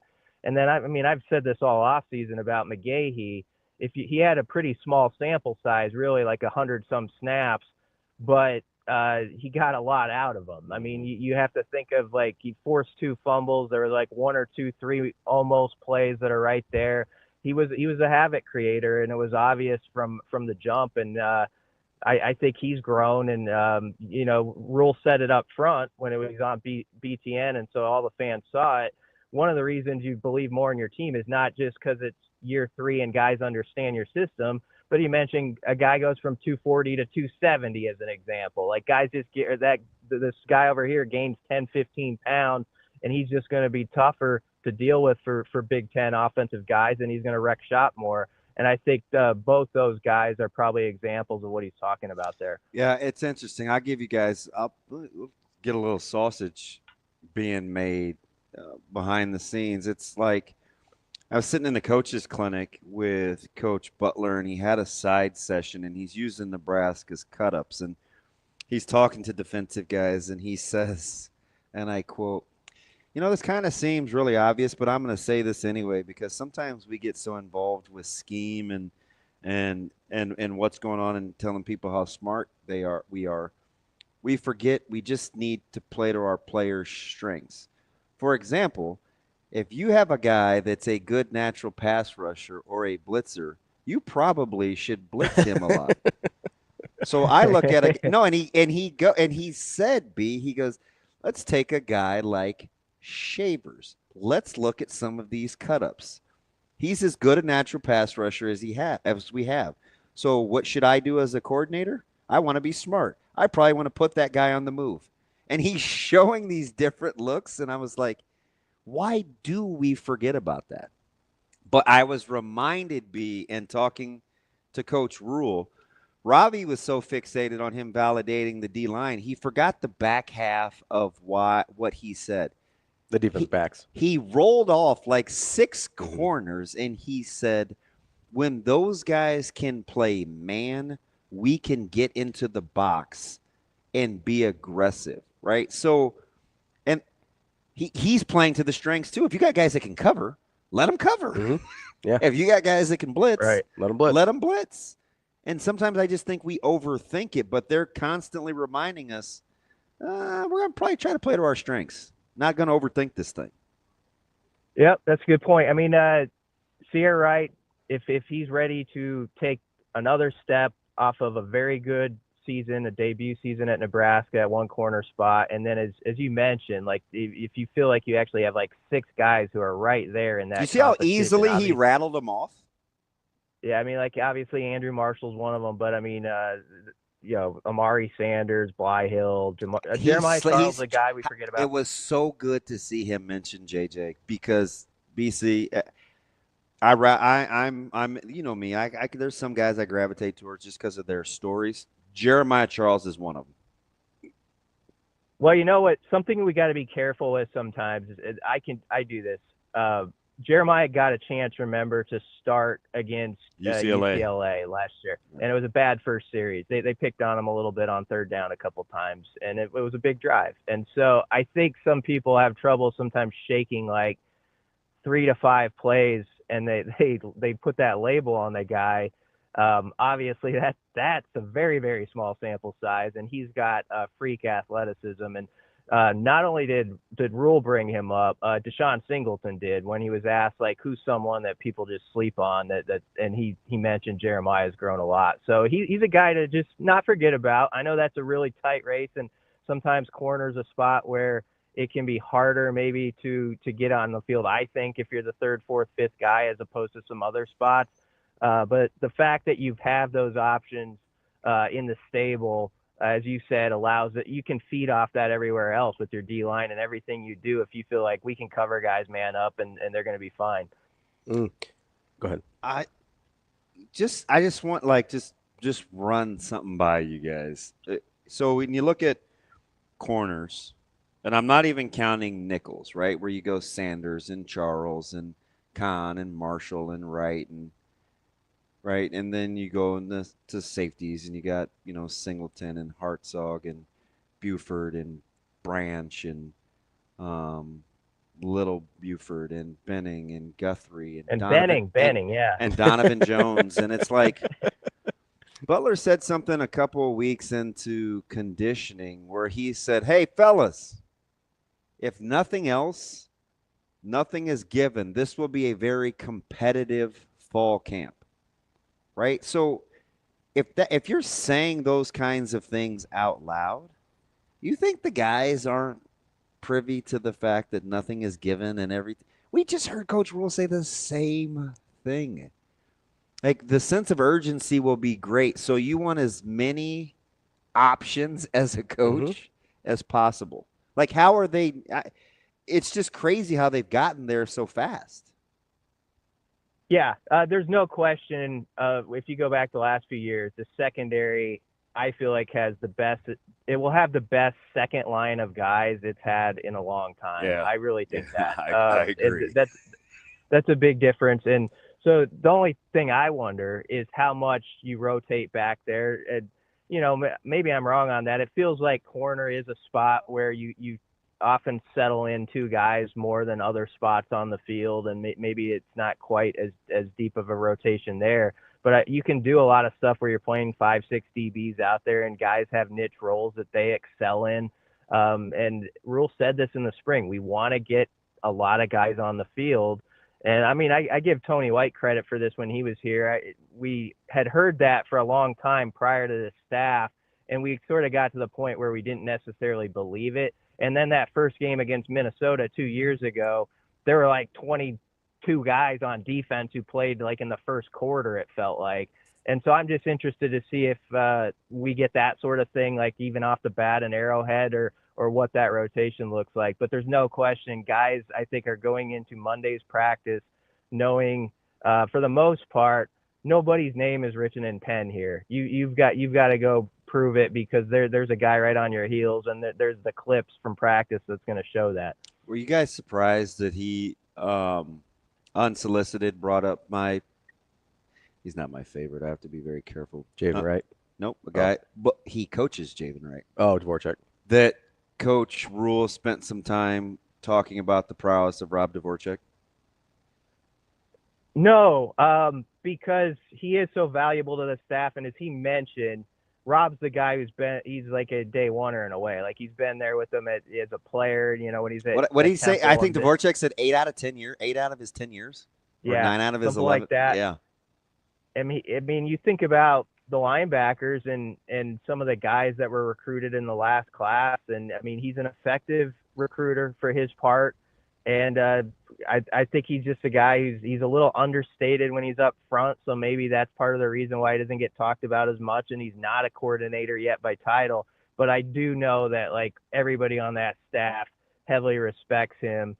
And, he's one of those guys that knows Rhule about as well as anybody. And I think that's why it's important probably that the head coach wanted to bring him up, because it's just like, this is one of those guys in the trust tree, so to speak, that I can turn to. He knows how I work. I know how he works, and that's very valuable when you have that sort of experience together. You've been through every sort of thing.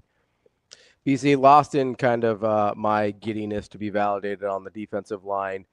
Coach Rhule also kind of dismissed what I thought any concerns would be on the offensive line as well at the same time. Just how about my guy coming to surface that I talked about at right tackle that we forgot about?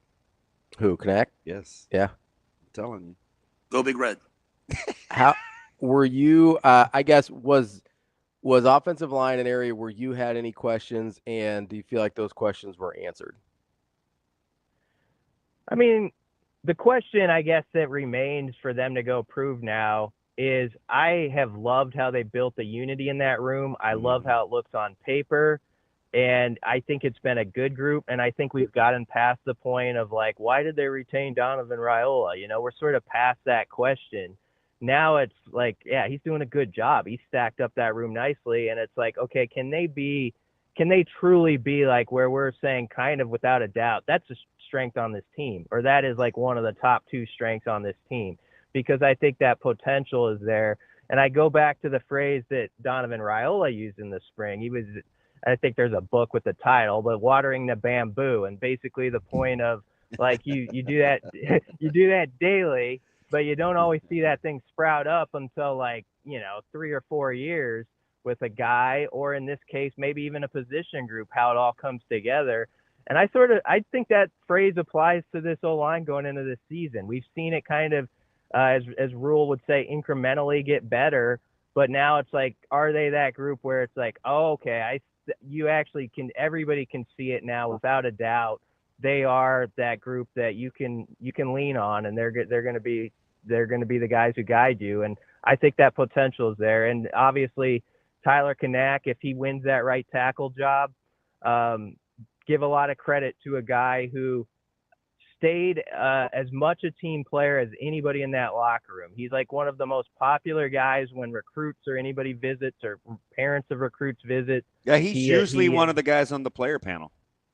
Yep. He's put his heart into being a Husker and embracing it and coaching other guys. Like last year, he was hurt during the bowl game, and he took a lot of satisfaction in, like, the true freshmen that were there, guiding them along and showing them how it's done. And he was working more at guard last year.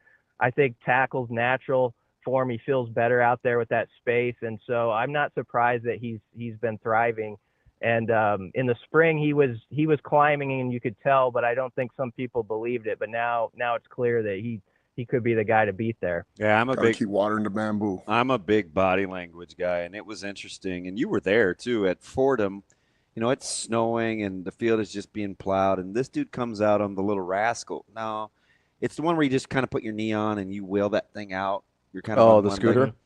And Knack comes out early with Harburg and a couple of the other gun-ho. There's probably 6 or 7 of them, and I'm like, this guy's hurt, and he's one of the first guys out there with the nut job in Harburg who doesn't have a shirt on. He's like yelling, like ready to practice as the guys are removing snow. And for me, like those aren't things that are like skirt and pom-pom type stuff, right? Like that's one of those things where it's 28 degrees. It's your first bowl practice. You're not sure how it's going to go. And the guys that are out there front line typically mean something.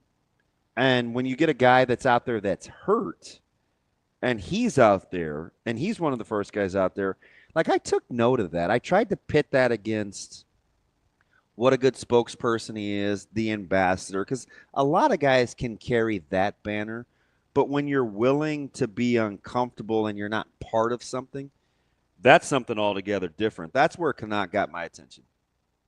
Yeah, and think about it this way, too. If he actually wins the job and is the starter against Cincinnati, I think it'll be validated to, not that the coaching staff needs this, but within the fan base, people are going to look and say, he won the job over Gatula, Prohaska's back now. Corcoran. Like if that happens, I think because of those other guys being in the mix for it, people would have to kind of nod their head and say that he must have done something this offseason pretty good to beat out those guys, because I know Gunnar Gatula, who could have something to say this August about this all, by the way. Yeah. But I know that he's a guy that this staff thinks a lot of his potential. So the fact that Kanak has put himself in this position as we go into next Monday just speaks to how much he's gotten after it. And he was, as you say, he was getting ready for this even before his body was completely healthy to make this run at it.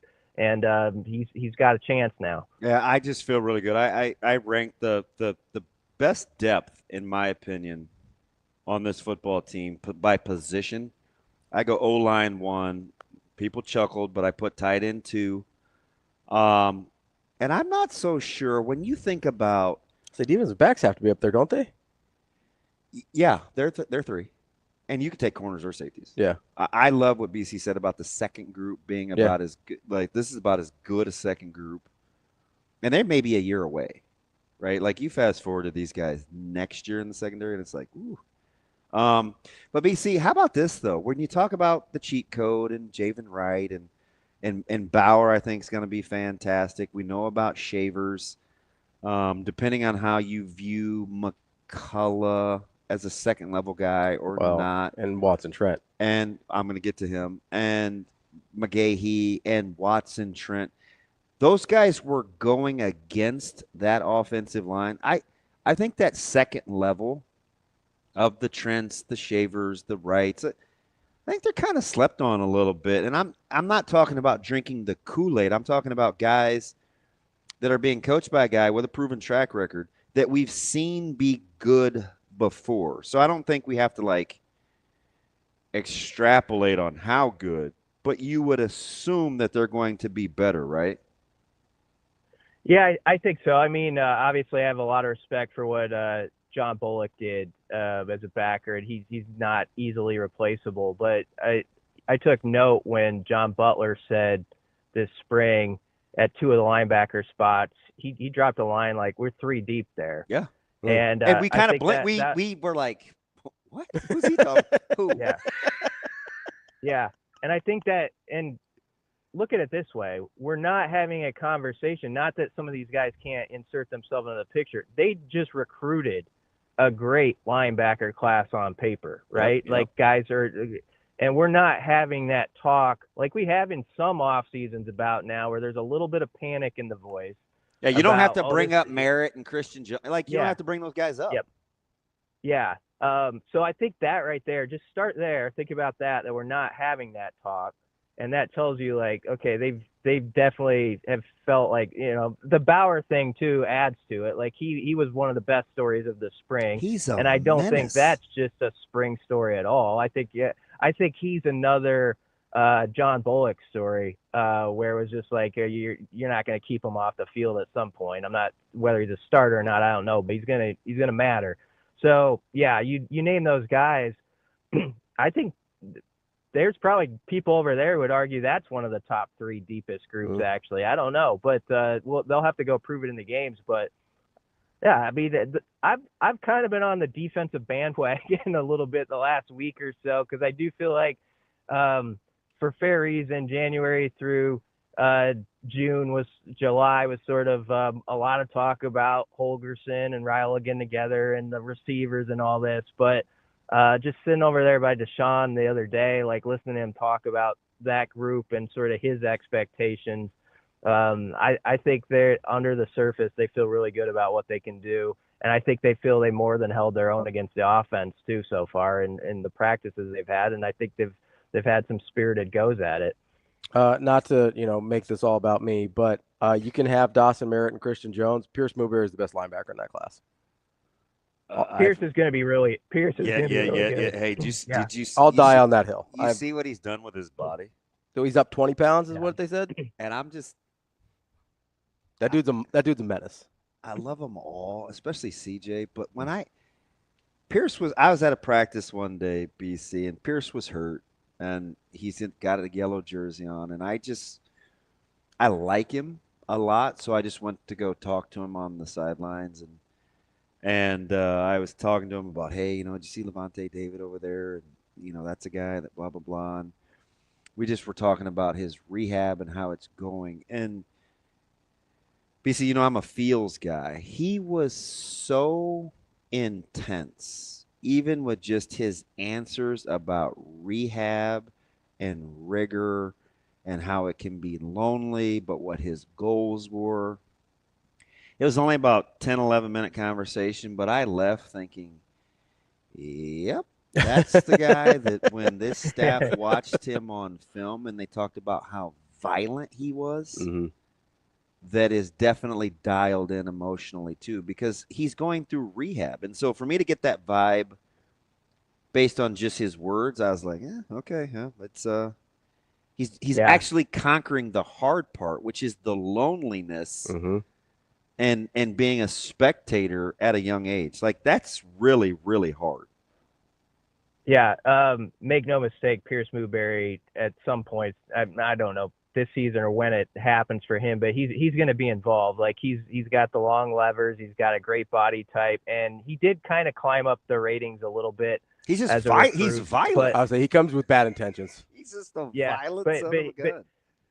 Yeah, he's one of those guys who probably, if he's in a different locale, has like a higher, more recruiting noise around him and all that stuff. That's just the honest truth, I think, on him. But Nebraska got a really good prospect with him. He should not be if you talk about Merritt, Christian Jones, Newberry, and like who you name off first in that list, I don't even know. That's just such a nice crew to have to start with. But again, that's the beauty of, I think, where they're at that position group, is we're not in that mode where it's like, oh, this guy's got to give you this right off the bat. And I also think that's good for those players too, to not necessarily have that burden on their back right off the jump.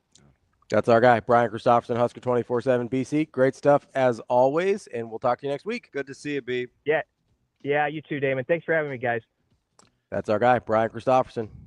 I like that guy. I like that guy a lot. That's funny. I don't even know how I would rank it, and I don't know Merritt like I know the other two. But I know one thing is for certain. Neither one of those guys, you have to hire somebody to be paid by the hour to make sure they're doing the right thing. Yeah, no babysitters. 0 babysitters needed for Pierce or CJ. Dude. And that's nothing against CJ. It's nothing against Dawson. I know people are like, oh, it's Miller North thing. Pierce Newberry's really good. He's violent, and the staff agrees with you. That dude's really good. He is very, very sudden when you watch his tape. He really is. We'll be back with more Hurrdat Sports Live and our Vegas insider Brian Edwards coming up next. You are going into year 2, and confidence, you can tell, is building for you. You've talked about just your leadership going into year 2. How have you seen yourself grow from year 1 going into camp in about a week? Yeah, just being able to have the confidence to call people out, talk to guys. And then even just being around each other. We've had a whole 2 years together. They kind of know me. They know I'm goofy and fun, but at the same time, when it's football time, we get down to business. So they trust me and they believe in me, so I'm excited. Talking to some of your teammates, there seems to be a different level of excitement for the offense coming into this season. How would you describe the feelings of what this offense can be this fall? Yeah, I think explosive. That's cliche, but I don't really know any other way to put it. Coach Holgerson's been vacationing all July, so it's kind of been our show running it, but it's been fun. The guys know what we want, I know what they want, and so we just got to go out there and execute.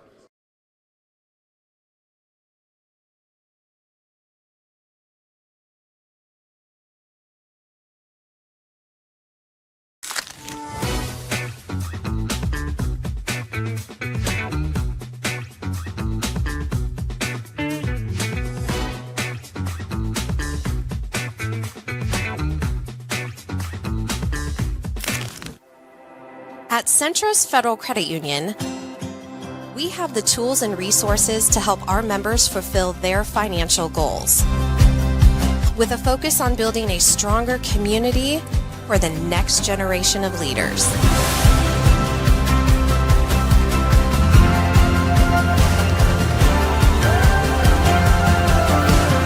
Centris Federal Credit Union. We are where you are.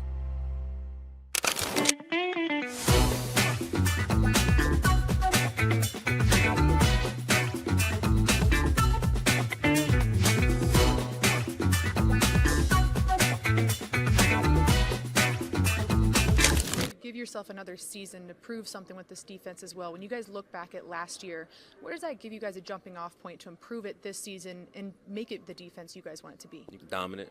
I want us to be dominant, man. I don't want nobody to score on us. I want us to be dominant the whole game, the entire game, from first quarter to the fourth. Coach Rhule said the biggest emphasis for this defense this year is limiting those big plays. You, as a leader, how do you implement that and make sure that is a standard for this defense this year? Limiting big plays, that's nothing but eliminating missed tackles, eliminating missed assignments. You know what I'm saying? And winning your one-on-ones. That's how you eliminate big plays. So that has a lot to do with film study. That has a lot to do with practice habits. And that just has a lot to do with dogs. You know what I'm saying? So, and I feel like we have a lot of dogs on this team, man, and I'm excited. Yeah, tell me about this room that you guys have. You say a lot of dogs. Why? What makes this group special? Because we like that. I don't know.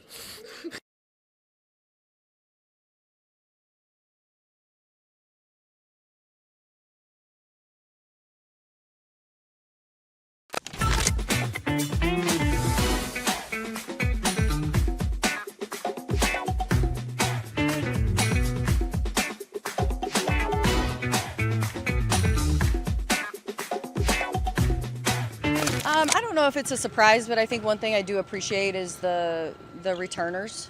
You know, they have been very open to myself and our staff in our way of doing things.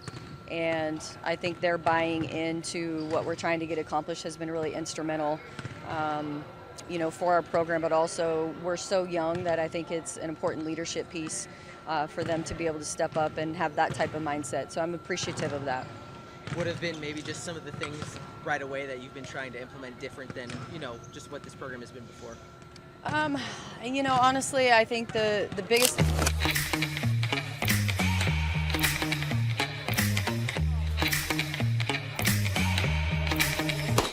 me that cheddar, bacon, Rico. Big money rolls like burritos. Give me that hot sauce, no pico. Give me that.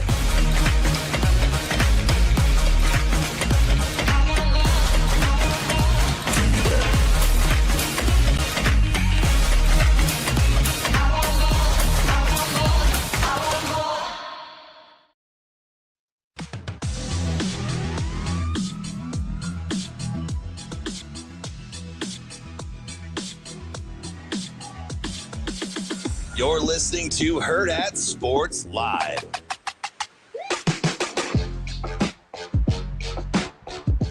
Welcome back, Hurrdat Sports Live, presented by Centris Federal Credit Union. That's DBM Ravi Lulla here at Hurrdat Sports Bar and Grill, reminding you that the Pinnacle Bank Championship presented by Woodhouse is back, and you won't want to miss a second. Whether you're in it for the golf, the Corn Ferry Tour, the concessions, the concerts, or if you just want to hang out with a bunch of friends, they've got something for you at the Pinnacle Bank Championship. It's the pinnaclebankchampionship.com to get your tickets. Make sure you don't miss out on one of the best experiences of the summer here in Omaha. I feel like it's a fine line between having these conversations and not feel like we're just injecting all sorts of Kool-Aid into your veins. I get it. I do. I'm just trying to. I get it. And not. Hopefully the track record, though, of how we talk, what I say, what you say, how it's portrayed is in perspective to what we actually think, right? Yeah. Again, I'd rather be right than, well, like, clearly, if you look at my personal life. I'm just giving you the facts. Yeah. And one thing that I haven't allowed it to do is affect the wins and loss talk or where Nebraska is going. I'm just telling you, when I look at the groups and the competitive stamina and how I feel like getting the bowl game monkey off their back has now morphed into what's possible. Mm-hmm. Hang on to that. Yeah. When I told you that, like, as opposed to what's next, what's possible. Because all you're hearing now from the players is they're all on the what's possible thing. Mm-hmm. Right? You can hear it. Yeah. And they're not shying away from metrics. And I get it. It's cool when everybody else says it. You know, Fleck talks about winning and Viva Las Vegas and all that. By the way, Shane, I said it off air on air. I kept saying Franklin. I meant to say Fleck. Viva Las Vegas. Viva Las Vegas, baby. That too. He's pretty extra. If he's confident and he's brash, it's cool. If it's Franklin, if it's Brett Bielema, if it's Signetti, we soak it in like, ooh, the bravado. We love the confidence. But if Nebraska does it, it's like, well, what have they done? Yeah. What have they earned?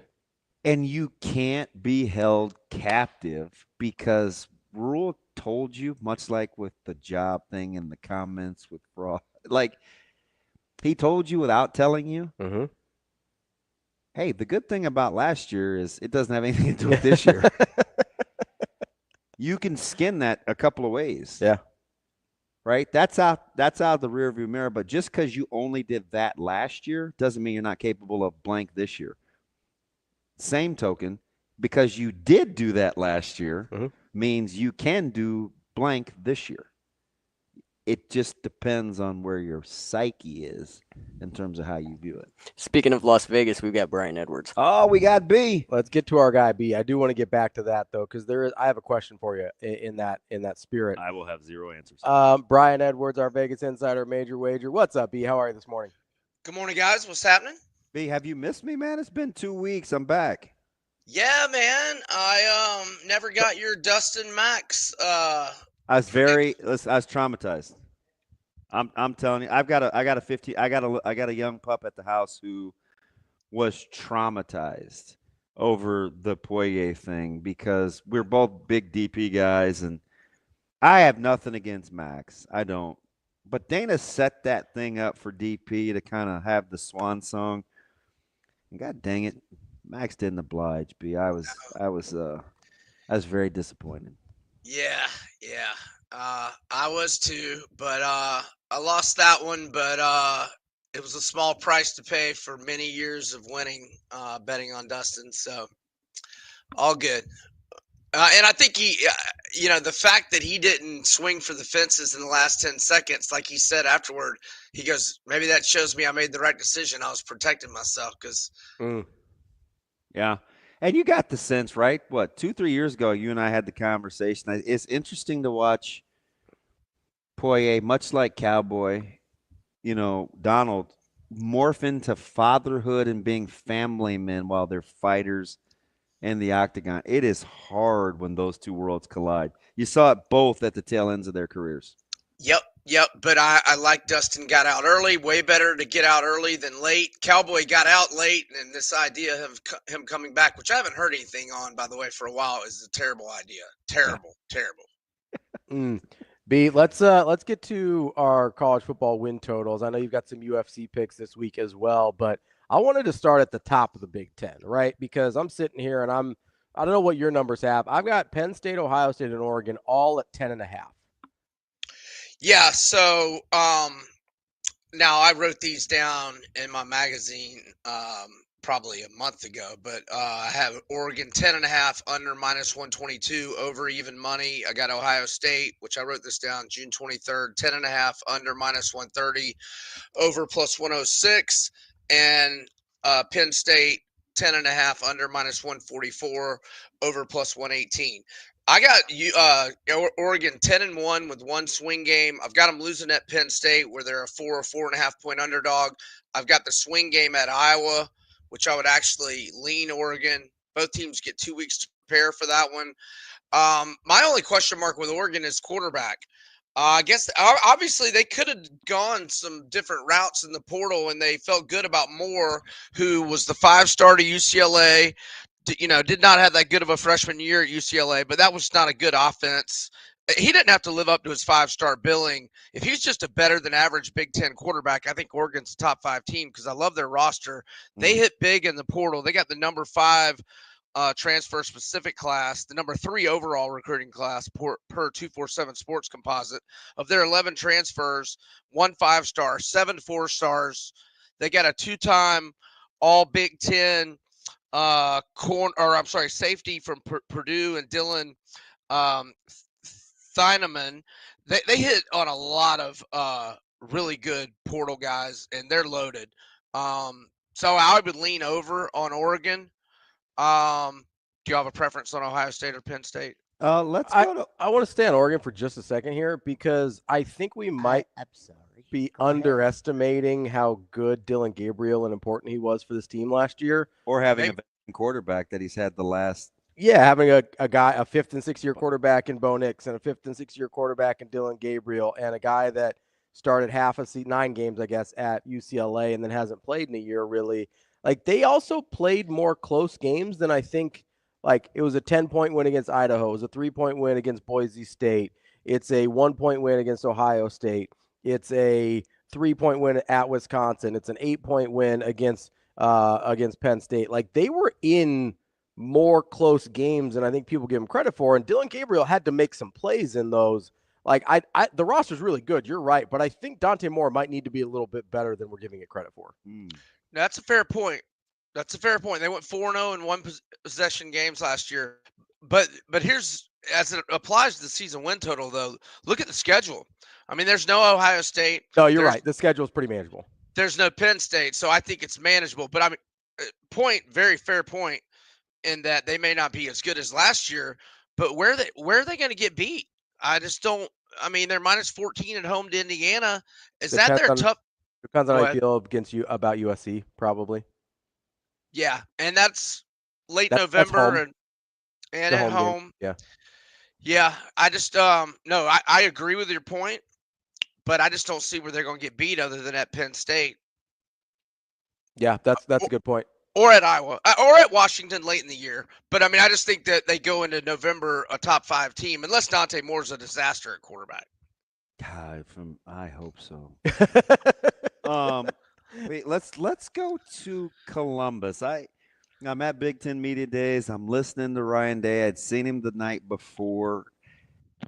He seems a little more relaxed. I just don't know if it's because he finally won the national championship or because he thinks this team is going to be good, or both. But they're replacing a ton, and we are making some really big assumptions. And the schedule's actually, like, there's some good teams on this schedule. Quietly. Yeah. I'm not trying to be married to a preseason opinion with this team just because they lost so much, and I'm just not that familiar with Julian Sand just because he hasn't really been on the field. If he wins the job. Right. Yeah. Yeah. Who are you thinking it's the true freshman, St. Clair? He talked about Lincoln Kienholz really okay and them splitting the reps, and he said something interesting. He goes, "We're going to make this camp as competitive and game-like as possible because the only way we can sort this out is to see real football." I felt like at this juncture, it kind of caught me off guard. I genuinely don't think he knows. He truly doesn't know. Yeah. I think that's coach speak. Okay. You might be right. I'm just getting the vibe. That's me from a distance. No, and I haven't seen Sand much, but I mean Kienholz was a 3-star recruit, but who knows? I don't know, man. Nebraska won him pretty bad down the stretch. Did they? Oh, yeah. Oh, yeah. They thought they had him. But so Ohio State opens with Texas. Obviously, what you have that as a coin flip or a loss? Coin flip. I have them 8-0 with 4 coin flips. Coin flip Texas at Illinois, where they're actually 13.5-point favorites. So I would obviously lean Ohio State. Coin flip Penn State at home, where they're minus 3.5, and coin flip at Michigan, where they're minus 5.5. Or at last look, I want to say that might be down to 5. So they've got kind of a tricky stretch at the end of November, end of October. I think at Washington's a little bit trickier than we're giving it credit for. Minnesota, that's at home, though. At Illinois, at Wisconsin, Penn State. Like, that's kind of a crucial stretch in the middle of the season there for Ohio State. You know, that's the second team I've noticed gets 2 weeks to prepare before going to Washington when Washington doesn't have 2 weeks to prepare. Ohio State gets 2 weeks before at Washington, and so does Illinois. Washington is at Washington State for a rivalry game ahead of Ohio State. Yeah, that's right. I forgot about all the Rutgers and Maryland also have 2 weeks. That's 4 games in 5 weeks. I think we talked about this a month or so ago. Washington has 4 games in 5 weeks where the other team has 2 weeks to prepare and they don't. It's Ohio State, Maryland, Rutgers, and Illinois. That sucks for Washington. I'm just telling. Hey, B, what was the look-ahead line for Ohio State, Texas? It's 3 or 3.5. Here, I can look that up right now. Texas? No. Ohio State is 3 or 3.5. Listen, hot take of the offseason. Mortgage the future on Texas. To win outright? Man. I mean, I would have assumed Texas was favorites. Every I'm which stunned way, they're not Clint favorites. Eastwood, right turn Clyde. I'm talking money line. I'm talking ATS. Ohio State's 3 at most books. I see Bet Online and Bookmaker Offshore 2.5. Listen, Texas is going to be. I have no opinion on that. Texas is going to be really good. Did I? And this is independent of what I feel about Arch Manning. Their O-line, D-line is really good. And Ohio State has to break in 2 new coordinators and replace a ton up front on both sides of the ball. And you have a true quarterback battle in camp. I don't know. It's never as easy or linear as I'm making it, but I haven't told you anything that isn't true about what both teams are bringing back for this season. I didn't realize Patricia's their new DC. I can't Listen stand to what that I'm guy. telling you, man. Can't stand that guy. He's a terrible head coach for Detroit. I'm not even speaking on good or bad in terms of prowess. I do know Texas, their physicality up front defensively is going to be a problem. It's going to be a problem. So with 8-0 and 4 swing games, obviously at least one of those with Illinois, you're leaning Ohio State. What are you doing with the 10.5? I would lean under, but I doubt I'll play it. Like I said, I'm not trying to be married to a preseason opinion. I'll make my opinion at halftime after watching Julian Sand play a little bit, or maybe at the end of the game, or I just haven't seen him play enough. I just think the interesting thing about the Buckeyes is their 2 best players need help. Mm-hmm. And you could make the case, Downs, he's going to be really, really good if they're good in front of him. Now, he's spectacular anyway, but he does need some help. Jeremiah Smith obviously needs somebody to get him the ball. And that guy that has to get him the ball needs to be protected. Like, a lot of things have to go right. It's not like they're guys that play really close to the ball where they don't need anything else, or you can just not even handing the ball off to, because even a good running back needs some help up front. I think we're underselling the how good or being more than a manager the quarterback spot has to be, because you need a good O-line too. They didn't go hard in the portal. They got the number. Not at all. Yeah, they must believe in their development and the young guys they got coming up, because they only got 11 transfers, 6 Power 4. Oh, we lose him? Yeah, he might have cut himself off. Did he hit a button? I think his cord might be a little finicky, a little bit here. Plug that thing in there, B. I think it auto muted him last week too. I don't know what happened. Oh, I was getting ready to get some of these chicken. There we go. I've been having this issue. It's just been muting me for some reason. I had it on my podcast last week. Anyhow. Let's get real quick. Let's go. Let's get in the octagon here. Yeah, we'll save Penn State for next week. Let's get into UFC. You got some picks for us. What do we got?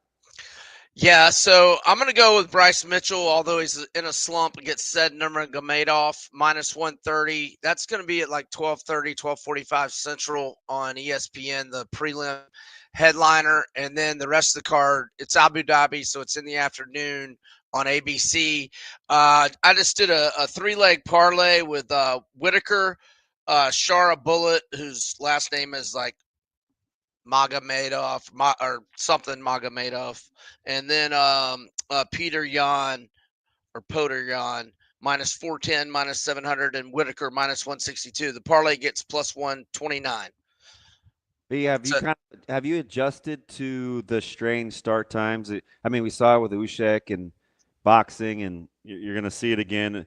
The more we go overseas, the more you're going to have to get your midday game your fight game preparation ready.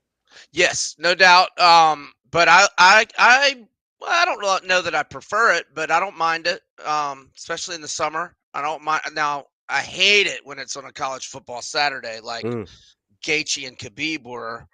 I think Dustin and Khabib were over in Abu Dhabi on a college football Saturday as well. But summertime Saturday afternoon, don't mind it at all. That's our guy, Brian Edwards, Vegas Insider, Major Rager. B, we appreciate it as always. We'll talk to you next week. Thanks, fellas. Y'all have a great weekend. That's our guy, Brian Edwards. Coming up next, we're going to talk to Michael Bruntz from Husker 24/7. That's DBM Ravi Lulla. Let's Hurrdat Sports Live.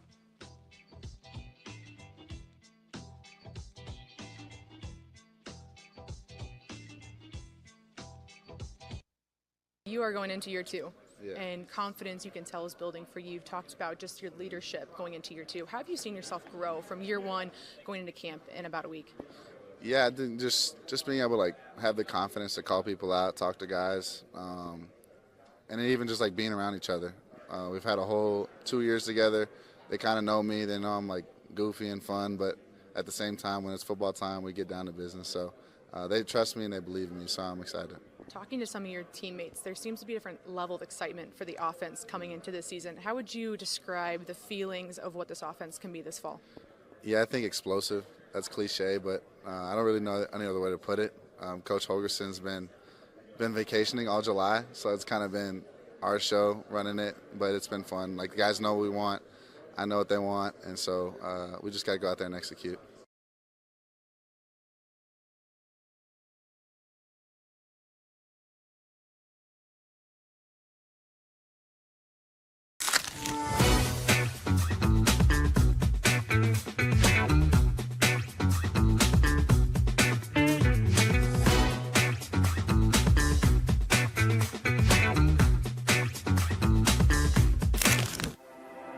At Centris Federal Credit Union, we have the tools and resources to help our members fulfill their financial goals.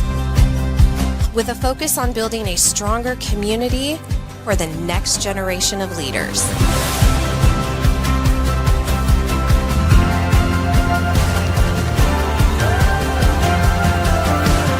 Centris Federal Credit Union. We are where you are.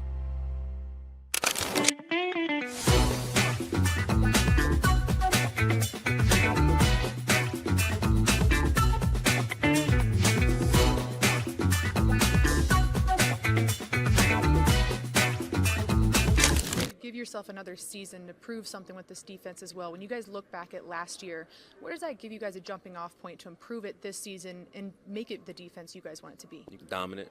I want us to be dominant, man. I don't want nobody to score on us. I want us to be dominant the whole game, the entire game, from first quarter to the fourth. Coach Rhule said the biggest emphasis for this defense this year is limiting those big plays. You, as a leader, how do you implement that and make sure that is a standard for this defense this year? Limiting big plays, that's nothing but eliminating missed tackles, eliminating missed assignments. You know what I'm saying? And winning your one-on-ones. That's how you eliminate big plays. So that has a lot to do with film study. That has a lot to do with practice habits.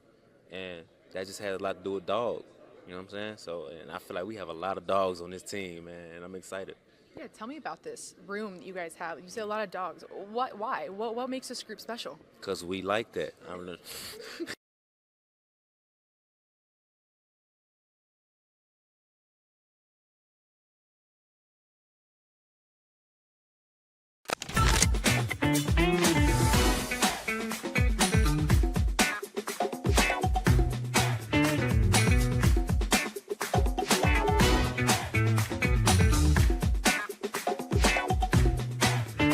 I don't know if it's a surprise, but I think one thing I do appreciate is the returners. You know, they have been very open to myself and our staff and our way of doing things. And I think their buying into what we're trying to get accomplished has been really instrumental, you know, for our program, but also we're so young that I think it's an important leadership piece for them to be able to step up and have that type of mindset. So I'm appreciative of that. Would have been maybe just some of the things right away that you've been trying to implement different than?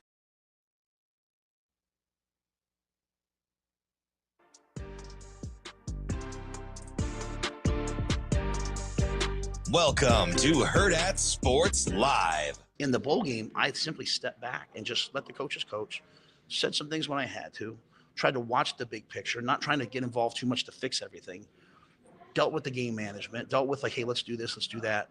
And was much calmer, was not, you know, wasn't as much attacking the referees, was much more like, hey, let me take care of the big picture here. And I think when I do that, I'm a better coach. Now, sometimes you can't do that. Like in year one, when it's a fire. In year 2, when the embers have burnt the thing down, you're trying to because that's what those things are. Like when you come in, you don't say, "Hey guys, this place is a dump." You say like, "Hey, yeah," but I'm telling you, like year 1 was really hard. Like, man, I get GIF, Reimer, those guys, amazing humans that they stuck around and helped us rebuild that thing. And so, it's a long. I'm talking a lot today. I apologize. You two people I know. Everyone else I'm gonna give like really short answers. but I think having the ability to step back and just keep it very big picture. And let Glenn talk to Dylan about, hey, they just did and try to keep the team here. You know what I mean? Like you got to stay here if you want to win the games in this conference that we're gonna have to win. Welcome back, Hurrdat Sports Live, presented by Centris Federal Credit Union. That's DBM Ravi, Lulla here at Hurrdat Sports Bar and Grill. We are joined now by our Thursday friend, Michael Bruntz, Husker 24/7. What's up, Bruntz? Hello. Hi, Mike. How are you? Not bad. How are things going this morning? Things are good. Yeah. I'm sure you're busy, like being smart and doing lots of other things for 24/7 Sports, but was there a part of you that's like, oh, Damon, that's my friend. He just asked Rhule how he could get better on game days. That's career suicide. I hope he answers you accordingly. Were you cheering for me? I was rooting hard for you. Yes. Thank you. I don't believe a word you just said. But it's all about how you ask the question, right? There's kind of 2 ways you could go. Were you surprised I asked it that? Because I was. You could kind of finesse it a little bit, or you could just go, hand it right off to the fullback, right up the gut. And I thought you asked it in a very fair way, so that's good. Prefaced it by saying he's competitive. I know he's always taking inventory. It's like it's like the compliment sandwich, right?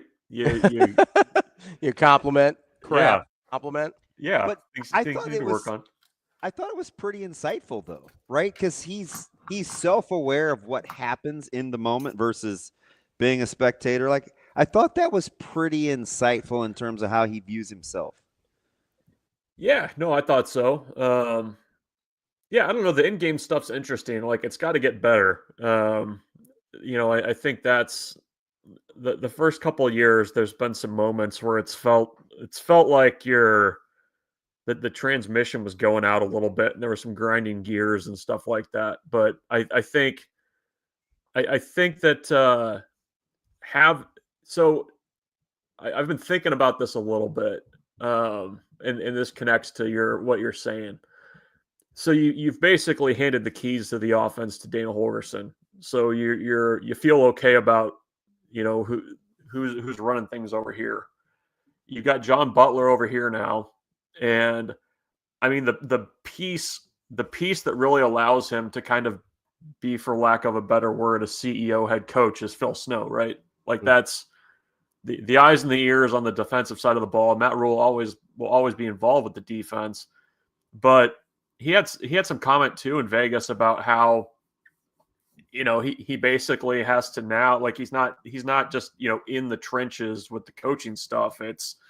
He's doing the recruiting piece of it. He's able to do kind of manage the off the field stuff, which nowadays is such a huge part of being a head coach. I mean, the thing about being a head coach now in college football, so little of it is actually the X's and O's and the between the lines stuff. So having kind of these, for lack of a better word, like these position group head coaches on those sides of the ball, each side of the ball, that frees them up to do the in-game stuff, to look big picture at things, to figure out ways to recruit better, or to, the branding type stuff that's so important. So I think things have kind of been very slowly working this way for Matt Rhule since he's been at Nebraska. Is how do you kind of free yourself up to do those, like, the head coachy type things that you have to do nowadays that are not just game planning and kind of like the,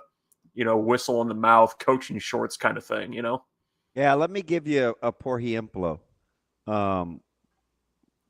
Michael, if Rhule trusts Holgerson and Dylan, and he can flip over those headsets and say, hey, Dana's experience yields this. This is how I know what Dylan's doing.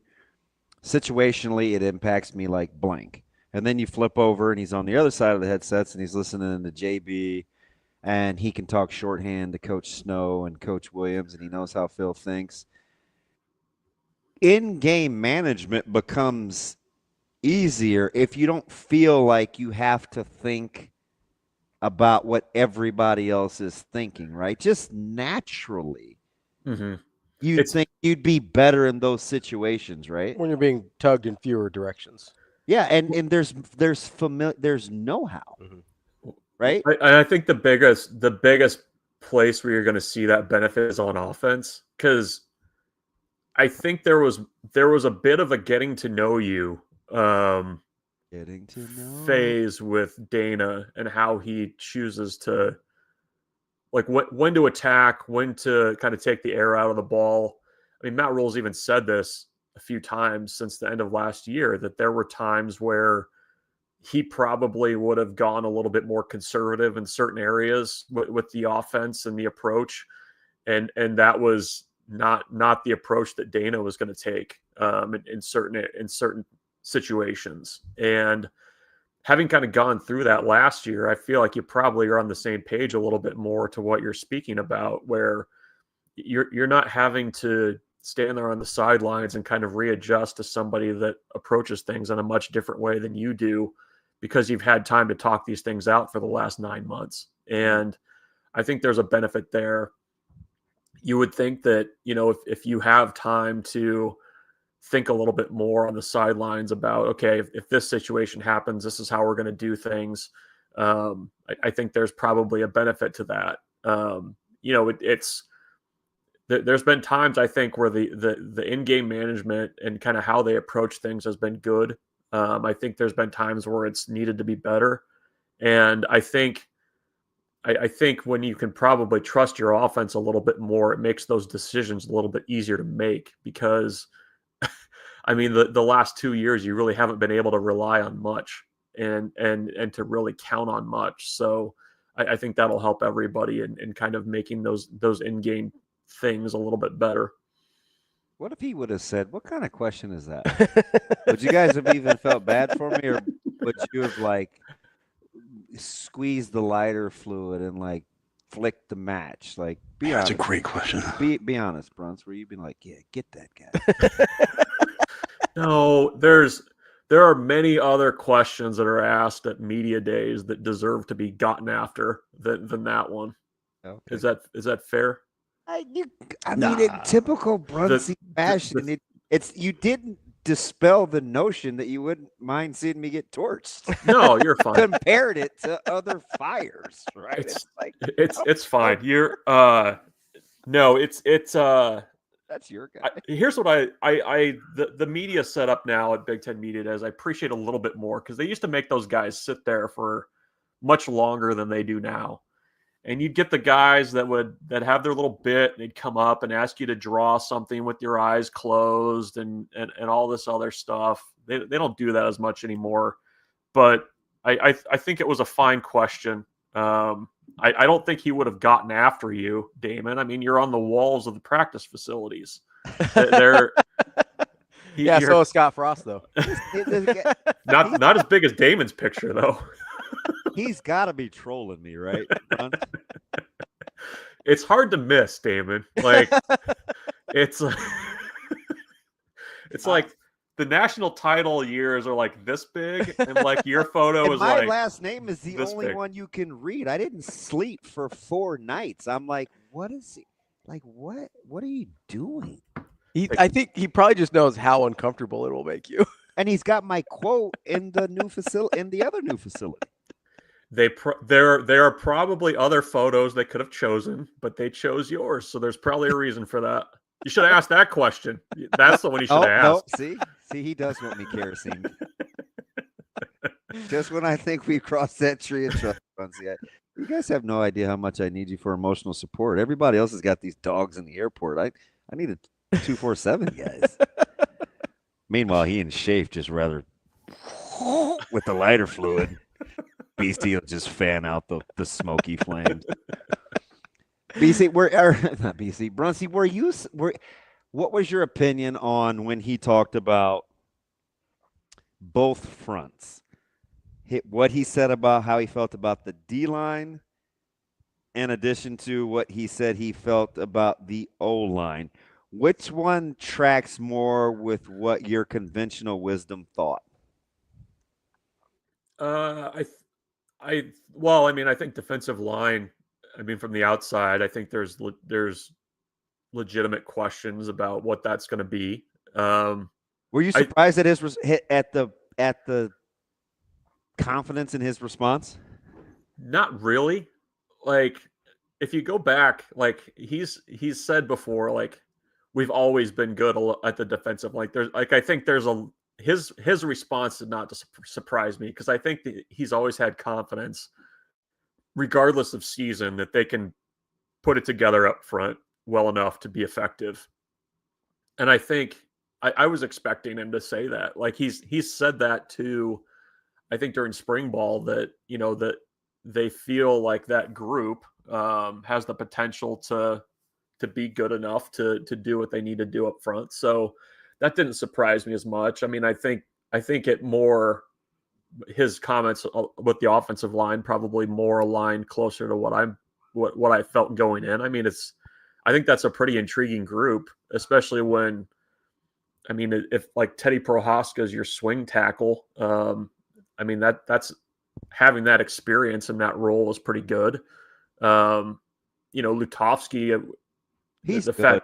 He's a good player. The fact that they brought him to Big Ten Media Days, I think he's going to factor somewhere in there.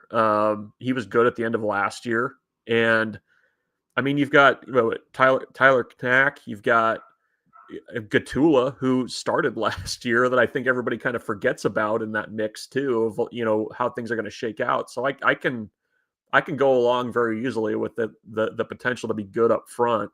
The defensive line one, I need to see it, I think. And I think that's probably fair, just given the pieces there and who they lost and all that stuff. But I mean, I think you got to give them the benefit of the doubt, at least, because they have been good up front historically. So I'm willing to listen. Is that fair? Yeah. He and I didn't have this conversation at all during spring or through this morning. But I remember it was either you, it was for sure Ravi, and I think it was maybe you. It was one of the 247 guys where I said the offensive line in the spring was so good, whatever day I was there, that I questioned myself on who they were going against. Do you remember that? Yeah, I do. I was like, I think I called you on the, I called me on Ravi the way home. on the interstate, and I go, I'm kind of second guessing myself because were they practicing against bums, or was the offensive line going to be that good? But over time, I'm just convinced. Like, I actually think I'm ready to say they're a strength of this football team. And to hear Coach Rhule say they were the most dominant group during spring, yet lament over the D-line's prowess, I don't know. It was kind of hard for me to not run through a wall and sugar-free or the 29-cent packets or whatever Kool-Aid costs. Grape or right cherry? now, Like, what are we doing? Which one? It's purple. Oh, That's purple. not grape, and it's red. My household, it was grape. Well, we're like Wonder Twins. We're both brown. It's the color, not the flavor. Thank you. Let Bruntz say strawberry. No disrespect, Bruntz. I mean. But were you like? Did that seem weird to you, Brunsy? That I'm like, well, it's the classic like spring conundrum of like who's better, who's like, are they really this good? Is the other side that bad? I mean, it's the same. Like, oh man, the defense is getting so many turnovers. Like, they're wreaking havoc, and it's like, I got 19 picks today. So I guess that's why I need to see it. Yeah. I do think though that offensive line can be good. I like that move of Justin Evans to center. I think that's a good move. It's the move that needed to happen. I mean, you added Pritchett and Spindler. I mean, I think and a guy like Sledge could play tomorrow. Yeah. Gatula I mean, tomorrow. they're at that time that point in kind of the development of the offensive line where you still have all those old guys hanging around that have played a ton of football, and you've kind of got that next group that's finally to the point where they're ready to get in the two deep in a serious way. And I don't know. I mean, I think that's we've kind of been talking through it on our site, but I mean, I still think there's a lot to be decided on kind of how things shake out and roles and that kind of thing. And you also have guys in that room that can play multiple positions, and that's a good thing to have. It doesn't make it easier for us to kind of determine where guys are going to fall by the time the opener rolls around. But like I said, I mean, I when he said that about the offensive line, I was like, okay. I mean, I'd be willing to go along with it. Defensive line, I think I just need to see it a bit more. Michael Bruntz here for Counting Crows. I mean, Just hanging around. more of an Omaha guy myself, but it was actually a knock. It wasn't in affirmative. I mean, if we talk about just Gatula and Teddy, you've got two guys who've started a tackle that likely aren't going to start if we can follow the breadcrumbs with Canuck and what Rhule said about him. You've got Sledge, who could start tomorrow and nobody would bat an eye. Corcoran, who's started at multiple spots. Corcoran has over 40 starts. Right. Yeah. So we're at 9 deep now, and I don't even have to stretch, right? Like we're almost at a full 2 deep on the offensive line. Like, when's the last time you could say that? It's been a long time. Like legitimately to say like, hey, I can go 9 without being like, well, if this guy's ready and maybe that. Like, we've seen all 4 of those guys that I just mentioned. We've seen them play. Yep. No, and that's the thing. Even mentioned like Knutson or that's what I mean. I'm not stretching at all. These are only guys that have actually played. Yeah. You got at guard, you've got Machachok's always kind of just hanging around. You've got Pyle and those right there. Like everybody loves Bricks. I mean, there's a lot of guys,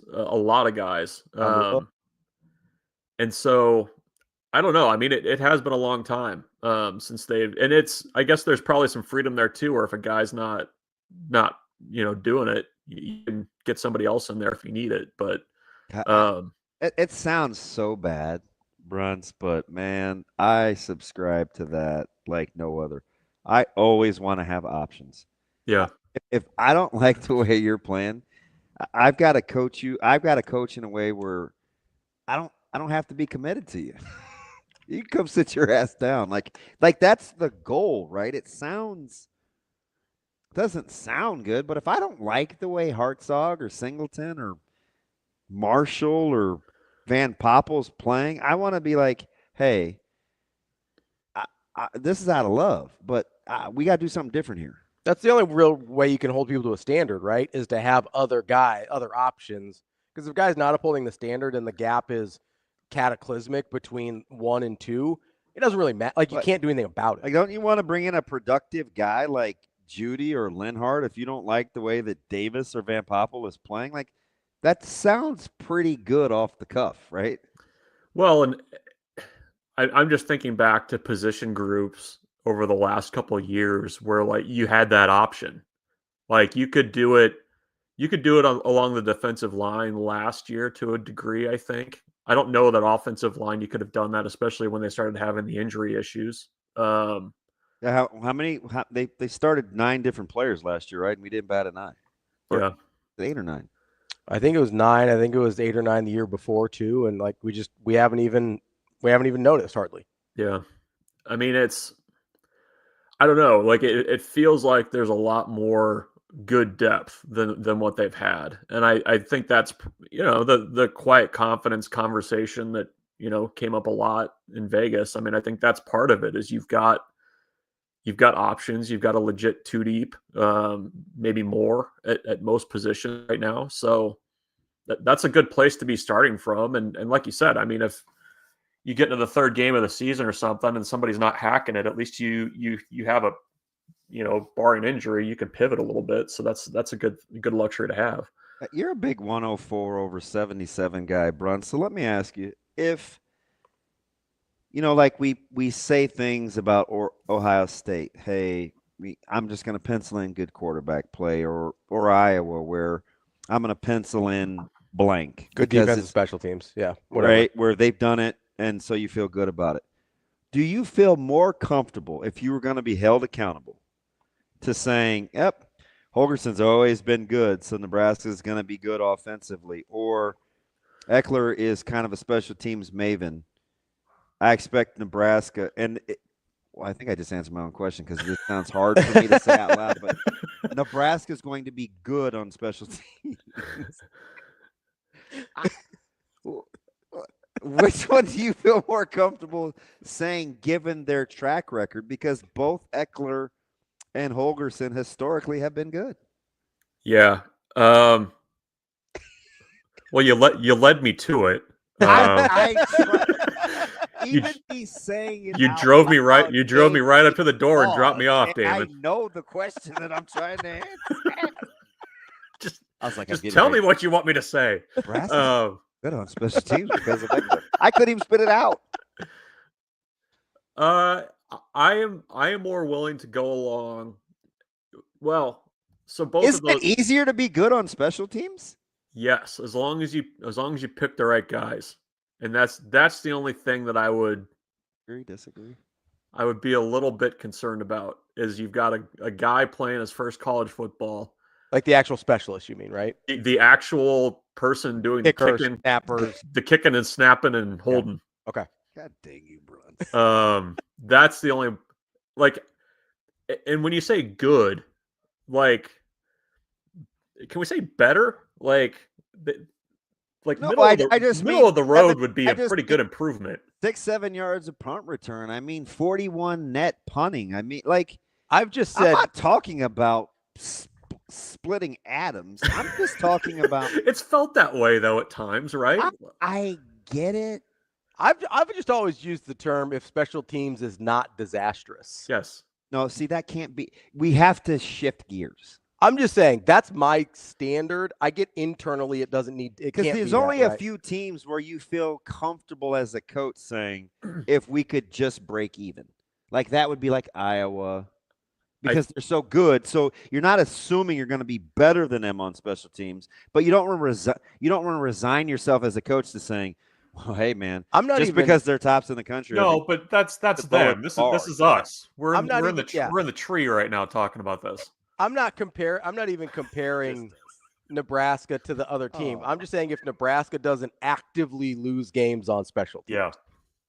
That's what I'm talking about. That sounds so miserable. It's true though. That's the knock it off. No, I'm like when people come at me for my 10-2, I sit there and I go, okay, give me Mike Eckler last year, and I'm at 8 automatically, just full stop.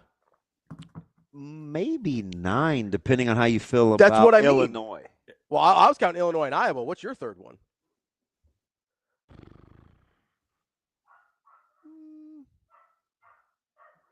Yeah, good point. So you meant regular season. Yeah, so I meant regular season. Yeah. So I'll take Okay. 8 full stop just with Mike Eckler, right? Yeah. And then, so my question is year 2 Dylan Raiola and full year Dana Holgerson worth 2 wins? And my answer is yes. Like, that's how I get to 10. It's not rocket science for me. It's a manageable schedule. I'm not going to piss away 2 games on special teams. And then I've got a 5-star quarterback who's no longer a true freshman and one of the best offensive minds in the country. Like, I get 10 is aggressive, but I don't feel like I'm crazy. If you're top 50 on offense and in special teams, like that's like you're probably getting close to your number. Like that's what I mean. Yeah, like I completely agree. These don't have with to it. be top Like, 10 that's units. Not even. You don't have to be like when you say you break even with Iowa, like you don't have to like be top 20. That would be okay on special team. Well, Like that's what I'm saying. There's only a handful of teams where, as a coach, you feel okay making the other team the standard. But if you're and Iowa's in that discussion. If you're what you were on defense about there, and you're top 50, which is a big lift from where they were, to a degree. I mean, just in terms of numbers, but I think if you get close to that, like that's going to be a pretty good look. And it's not that's the margin, how thin it is for Nebraska and how thin it's been in the past. But I mean, I think it's probably if your specialists are even middle of the road, like I think you can make a bigger leap on special teams more quickly. But I do think that to your initial question, I think I have confidence in what that offense can be too. It'd be crazy if we could just actually get to special teams and not kicking it. Yeah. Hey, so Bruntz, I'm going to give you something to think about for next week, okay? Okay. Is there a UCLA game out there on the schedule in 2025? We know the 50-50 games and kind of the must-wins if they want to get to this. Is there a UCLA game out there where you're thinking, oh, they're going to win this game, and then they actually play the game, and it's like, that sucked? Is there one of those on the schedule for you? If you think about that. There is. We can chit chat next week about that. That's our guy, Michael Bruntz. Husker 24/7. Thanks, Kerosene. Thanks, Bruntsy. We'll talk to you later. See you guys. We'll be back. More Hurrdat Sports Live coming up next. At Centris Federal Credit Union, we understand that the journey of building your own business typically starts with modest beginnings. With a little help from our team of experts and small business loan offerings, you can take your vision and transform it into a more concrete reality. Centris Federal Credit Union. We are where you are.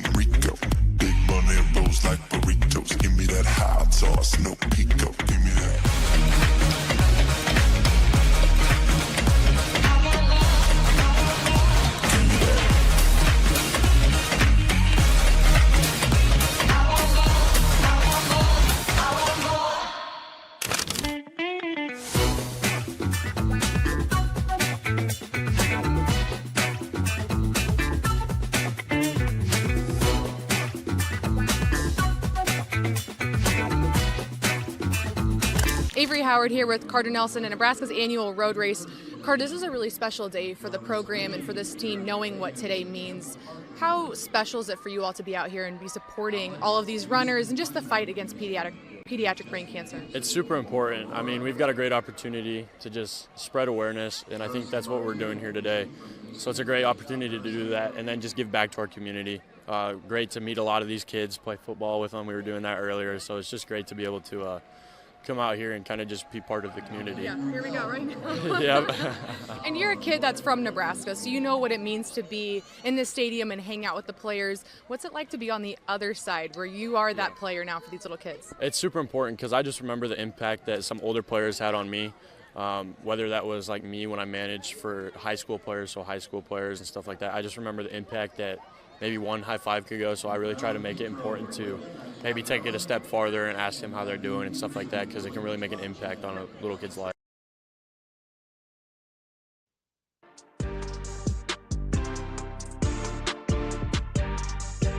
Welcome to Hurrdat Sports Live.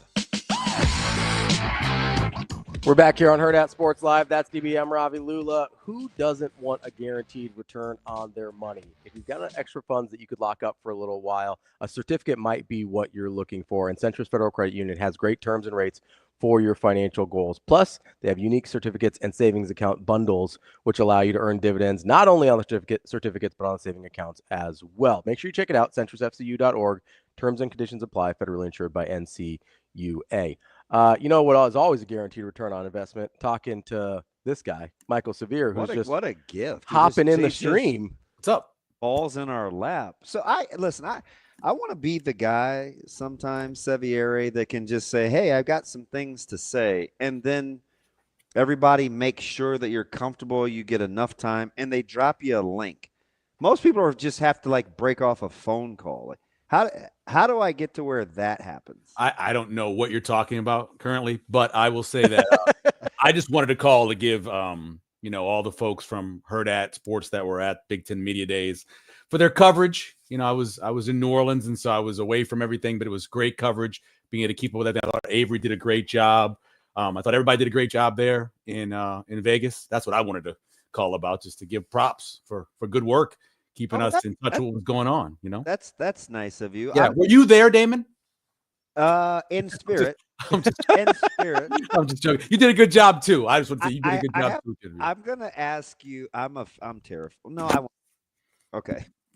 So, and you too, Ravi, for staying back and holding down the fort, and you're 10-2. I was 9-3, so I'm right there with you. Whoa, the yeah. least homer of a homer. Yeah, 9-3 with you. So 9-3.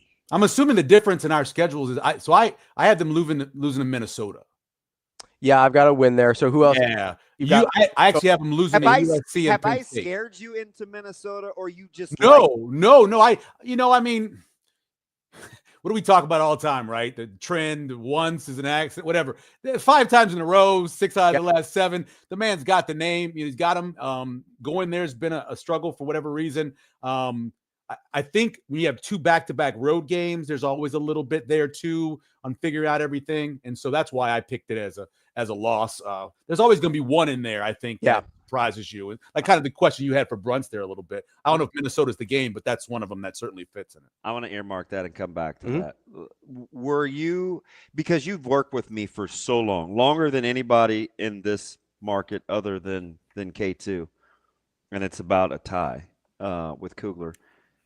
Sometimes when I'm asking a question, it's do I or don't I, but I try to get a feel for the dialogue. So I felt like talking to Coach Rhule, he was kind of on a roll. He had opened up. He had said some things early that kind of were like, oh, it could be one of those kind of interviews. So when I asked the question, you're competitive, what do you need to do to be better on Saturdays? Were you cheering for me, or were you hoping that I got torched? No, I was. I am always cheering for those with the last. Because I finished the question and I was like, "Please, sweet baby Jesus." Yeah, you never know where you actually don't know where he's going to go. You don't know where he's going to go. He just does, and he's the same way. Yeah, right? You don't know where he's going to go. I remember I asked him a question with that little interview over at Let It Fly. I asked him a question about just the way his family was treated after Carolina and the way he handled that. And I thought his answer was a really good answer, because he gives great answers, but I thought the emotion that was in his voice really told the story about what those coaches have to deal with. And he didn't have to go there. He could just say, yeah, it was tough, but he got deeper into it. But that's how he is with everything, right? I was pleasantly surprised at even the specific examples he gives on game day management. Yeah. I was like, he's clearly thought about this. Well, he's got to. If we go back to game 1 of the Matt Rhule era, it was poor clock management, game management. There's been multiple games. Heck, we talk about special teams and we talk about turnovers and all that stuff to make differences, but just pure finishing drive rate. You cross that 40-yard line, you need to get a field goal minimum. You want to score at least 4.5 points to be a quality team. And too many times they've got 0. And 0 has been because of sometimes play calling, decision-making, clock management. That's all stuff he's got to deal with. But I will say that almost every coach that's good has had his times where he struggled with that. Nobody comes out of the gate great at that.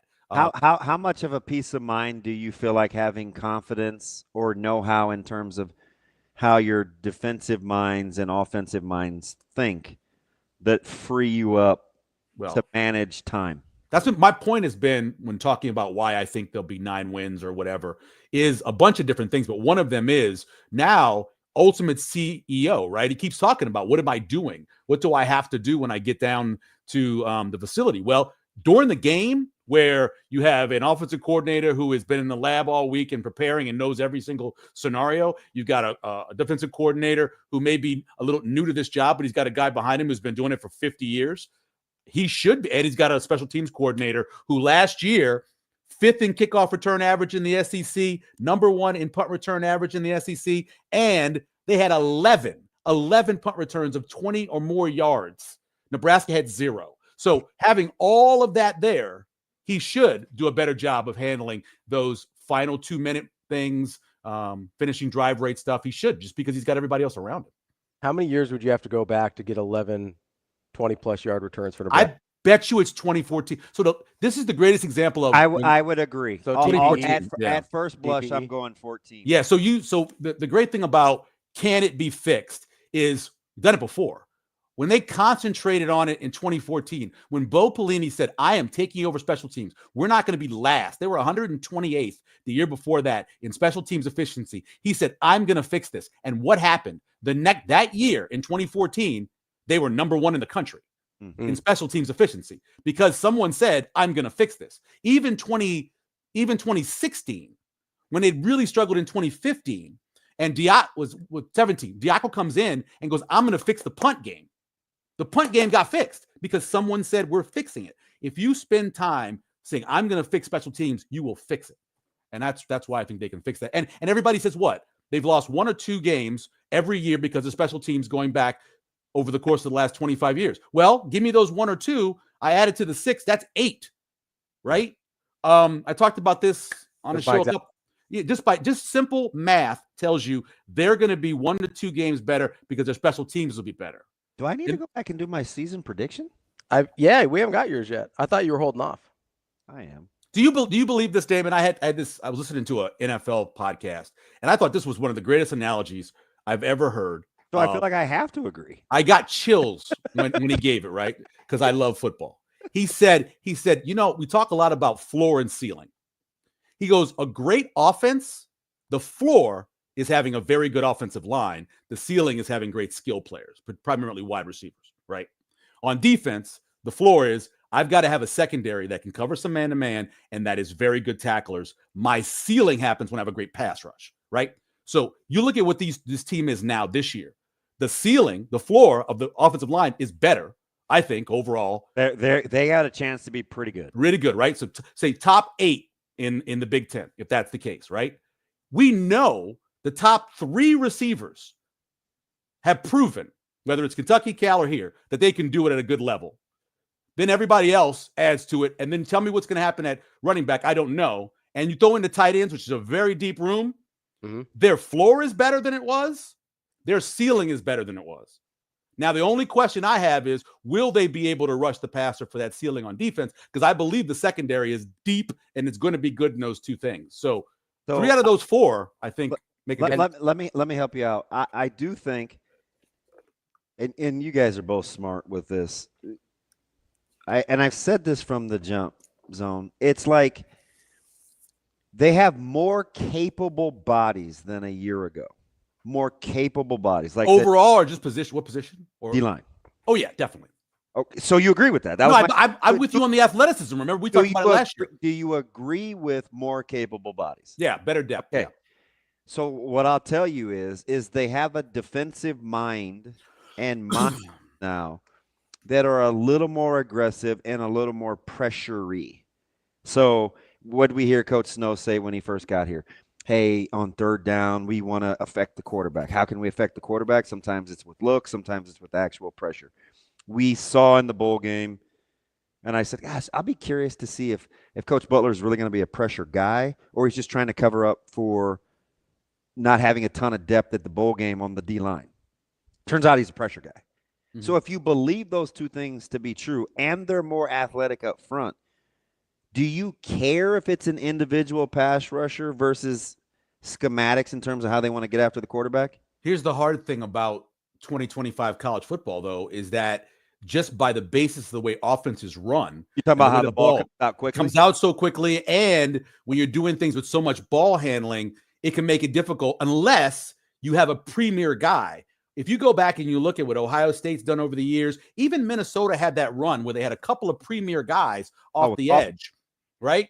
And those guys increased what you could do in terms of getting your pressure rate up. So do you have the – look, I think – and I'm on record on this. I think Van Poppel is going to be a 1st or 2nd team all Big Ten before he leaves here. Okay, I'm on record with that. I think he's already ahead of what Ty Robinson was. I think he doesn't make some of the fundamental mistakes that Ty Robinson made of if getting you high. compare the same age, Right. It's He's not ahead. even close. So I think he's gonna, but that's not going to be his job to do that. Now, tell me what's going to happen with the guys on the outside and who the guys they are comfortable with, and Nwaneri, will he ever live up to what he's supposed to have been in terms of recruiting rankings? I don't know the answer to those questions, but you got to have. I believe you have to have one guy who is dynamic. Everybody else can be very good, but I think you have to have one guy if you're truly going to have a high pressure rate. Okay, so I have one. Okay, let's see if he gets help. He gives me. We need I'm not even going to couch it. He gives me very natural pass rusher vibes. I compare him a little bit to Demario Williams. Shavers is as gifted a natural blitzer pass rusher as I've seen probably since Gregory, but he's not Gregory because they do it differently, if that makes sense. Gregory was a natural, bendy, like 90 degree around the corner, savvy pass rusher. Shavers is a guy that's really good with timing, cadence, and playing downhill. Do you know what I mean? It's a little, they do it a different way. So that's why I give him more Demario Williams, because Demo was a real good savvy feel guy where he understood hitting fits quickly, right? Like is that too? No, it's not too football. It's you. But does that make sense? No, it does. And I was just trying to go back and look at want my that guy to be evaluation of him. closer to the ball, or No, I think off the ball guy being like that. It's got to be, I think, in just terms of based off what we've seen history-wise, it's got to be that stand-up 3-4 guy who either does it, or it's a true designated pass rusher who comes in on third down. He's not the guy that's necessarily your run stopper that does that. And no, I was just going back and looking at my evaluation of Vincent Shavers coming out. I was excited because his name is Shavers, and we're boxing guys, so anybody with a boxing last name I get excited about. But I remember going back and look at him, and going forward, I thought was his biggest strength, just on his high school tape. So you're with me on the downhill thing. Well, I can certainly see that, because I just wanted to go back and look at see what I wrote for his recruiting stuff. But there's a number. Willis McGahee is as natural as a pass rusher. Take 4 plays. Take 4 plays from last year, right? 4 plays, and they're almost all at the end of the game. By the way, those 4 plays were better than they've had the last few years with a combination of guys. Yeah, he's a monster. He's a natural pass rusher. Nasty too.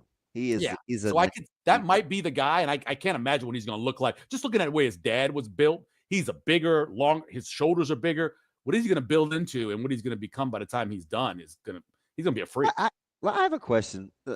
So if We haven't I brought up know McCullough, by the that way. Cincinnati is, I don't know enough about Okay. McCullough. I don't. About who? McCullough.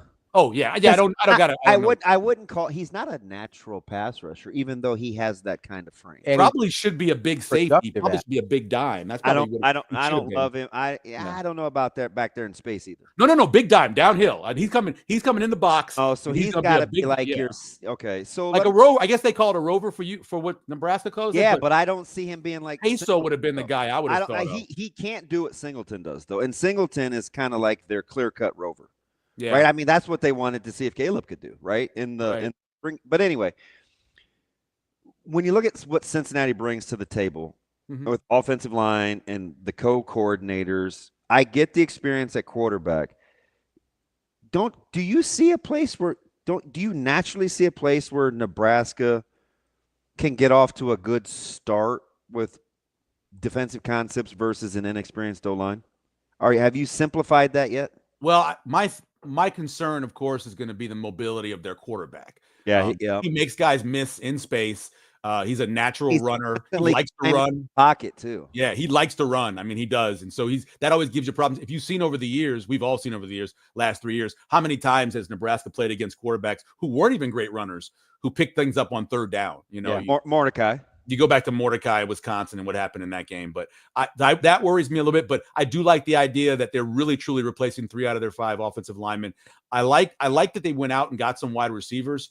transfer guys. I kind of like their skill. I like a couple of their guys. I think they're good. I love their running back. I think the kid from Minnesota, the transfer over from Wisconsin, I liked him when he played against Nebraska. I don't look at them overall as getting off to a good start. I think they're replacing too many guys.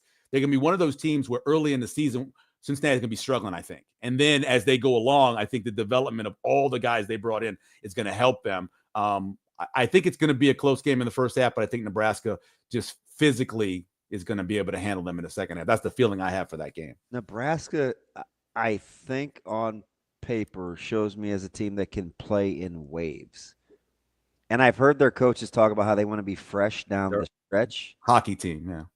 I think they can come at you. They feel like they can come at you from a depth standpoint in waves. I think that's how they want to play. Well, if you look at what, again, I hate when we do Ohio State as a comparison because of all of the freak talent they have there. But notice that you go back and look at their stat line and look at how many defensive snaps guys played. And they really spread that out. Even their best players. Fresh. Yeah, they're fresh. I'm looking at like 50 snaps. Yeah, and it's a great way to do it. I don't know. I know Nebraska doesn't have that natural talent, that depth of talent, but I think they're good enough to where they can certainly do that. That's one of Bo Pelini's strengths. There was a point where we criticized him for not playing enough guys and then playing too many guys, right? So we've criticized him over the course of his career for that. But I love that. I as a guy who believes in I believe in the 3-4, the system overall, but I believe you got to have fresh pass rushers, always fresh pass rushers to threaten those guys. Here's as a guy that helps coordinate an odd front in the yeah. No, I love it. I grew up. Listen, man, the guy somebody sent me a bunch of Saints. Player cards in the mail, and I'm looking through this, and one of my favorite guys that ever watched was Elois Grooms. Nobody knows who this guy is unless you're a Saints fan. This guy was the typical 5 technique. He could hold up against the run. He could beat you up. He could get to the passer. 275 pounds, just a freak. Yeah. Give me an Elois Grooms, man. Give me one of those guys. Our guys in that odd front barely playing. Well, they don't barely play, but are they mostly 4 eyes? Is that where they're playing? And 4s are tough. Yeah. Unless Justin Smith. Yeah. Oh, yeah. Well, one of the greatest of all time. Yeah, one of the greatest of all time. Steve could play in a 4. But again, another HOFer. Yeah. Let me ask you about middle of the pack, my guy. In the Big Ten? Yep. So I'm talking like 4 in the 10-ish range. And we're going to go wins above expected totals. Okay. I'm going to give you 3. Who intrigues you the most? I'm going to tell you who I bet the over on already. Michigan State. Okay. I bet Michigan State over. Knock it off. I told you before. I bet Wisconsin. It's almost I got plus money on Wisconsin to get to 6. I know what the schedule looks like. So I got those 2. Listen. Stop. Yeah, I'm just telling you. That's my. You got the over. You got the over on Wisconsin. I bet it a month and a half ago. It was one of the texts. I bet it a month and a half ago. He's the one guy. I got it twice. Actually, I got it all at the teams 130 and plus at 140. 4.5, 5, or 5.5 win totals. He knew them all in the Big Ten. Yeah, But let me ask you something. Go ahead. Sorry. I give you, and this isn't who you think is better between the 3. It's the expectation level. Mm-hmm. Okay. Washington, UCLA, and USC. Well, I mean, I think USC wins 10. So I mean, that's what 2.5 games over their expectation. So you're with me. You think SC is going to be good? I think they're going to be good. I think they're deep. I think that Nebraska game. I got a little flack from this about a month ago. That game is much tougher than the Michigan game. Give me a freshman quarterback in my house earlier in the season. Hey, listen, if somebody gave you flack over that take, I know. I was like, to those people. No. That's going to be a tough matchup. Talking about skill and speed. Oh my goodness, that USC team is going to be a track team. So absolute track team. It's going to give the secondary so many problems for Nebraska. Do you like UCLA to surprise more or Washington? I'd probably say Washington. Out of those 2, I would pick Washington. And I'm a little down on. I was down on UCLA last year. I got lucky a little bit on getting the under there because it got close down the edge. But I would probably take Washington If you're going to give me out of the two in terms of not who's the better team, but wins over expectation, I would probably go with Washington. It's funny you brought up Michigan State because that is my UCLA game of last year where Nebraska's playing that game and you pencil them in for a dub and you're not expecting it to be. I don't know if this was a hot take. I said Michigan State is must win. If Nebraska wants to do anything remotely close to successful in the first half of the season that is not Cincinnati. That's thank you, because that's must win. No. Cincinnati That's the given. I don't do the coach speak thing with. Yeah, no, I know every game. Listen, Cincinnati's must win in the first half of the season. The next must game, is you have to beat Michigan State at home because I do think they're well coached and they're little. They could come in a little sleepy post Michigan. Are there 6 better coaches in the Big Ten than Jonathan Smith? That's tough. So I've done this 100 times. At first blush, and even after studying, I say yes. I say yes. He's really good. Smith really is good. fantastic, but it's a this really good league. Is brutal. I know he is in both sides of the ball. Too. I'm going to give you one that you're not going to think of. Who? When you pit them head to head. Jedfish. Nope. You love Jedfish, though. I do. Yeah. Do you naturally think that Jonathan Smith is better than PJ Fleck? Because PJ Fleck doesn't make most people's top 6. But if you look at Fleck, pretty good. How do you put Jonathan Smith ahead of Fleck if you don't have Fleck in the top 6? No, so that's where I start. Saying because of everything that Fleck's done and going back to what he was at Western Michigan or whatever. I agree. He's very good. If you're saying here's your team, go hire me a head coach. You're taking Smith over Fleck? I'm taking Smith. Yeah, I'm taking Smith. Right now, I'm taking him. I think in terms of his age, where he is, his skill level, understanding offense, his hiring is sneaky. Look at that staff. I've done a lot of this on that team. Fleck's been able to recover after losing. I mean, he's down to Danny Collins as his lifer. Do you think Severe is part of it? You think you know what Fleck's ceiling is? And I'm not saying Fleck is the GOAT. I'm just saying. No, I get it. We're talking. Nobody thinks of him as like the dude, and I'm not even sure I could put Smith ahead of Fleck. I give him tons of credit. I'm picking Minnesota to beat Nebraska this year. I give him a ton of credit. I'm terrified of Minnesota. If we're starting over, my thing about, and I'm gonna go back to Cincinnati real quick. The reason why I say that is a must win because I was at Colorado where there was 40,000 Nebraska fans there and they left miserable, crying. I remember going to Oregon, Nebraska going to Oregon and having 30,000 fans in the stands and going down 42-14 or whatever it was. Yeah. I remember going to play Illinois to start the season and Nebraska fans everywhere in that place, everywhere, and getting their asses whipped. You go on, they're going to be 50, 60,000 Nebraska fans. If they were to lose that game, the devastation on the fan base. Are you sure? Would be miserable. 50K at Arrowhead. Easy 50K. Easy. Was it whole 71? Where the rest? How many are coming from Cincinnati? Besides family and friends. 76.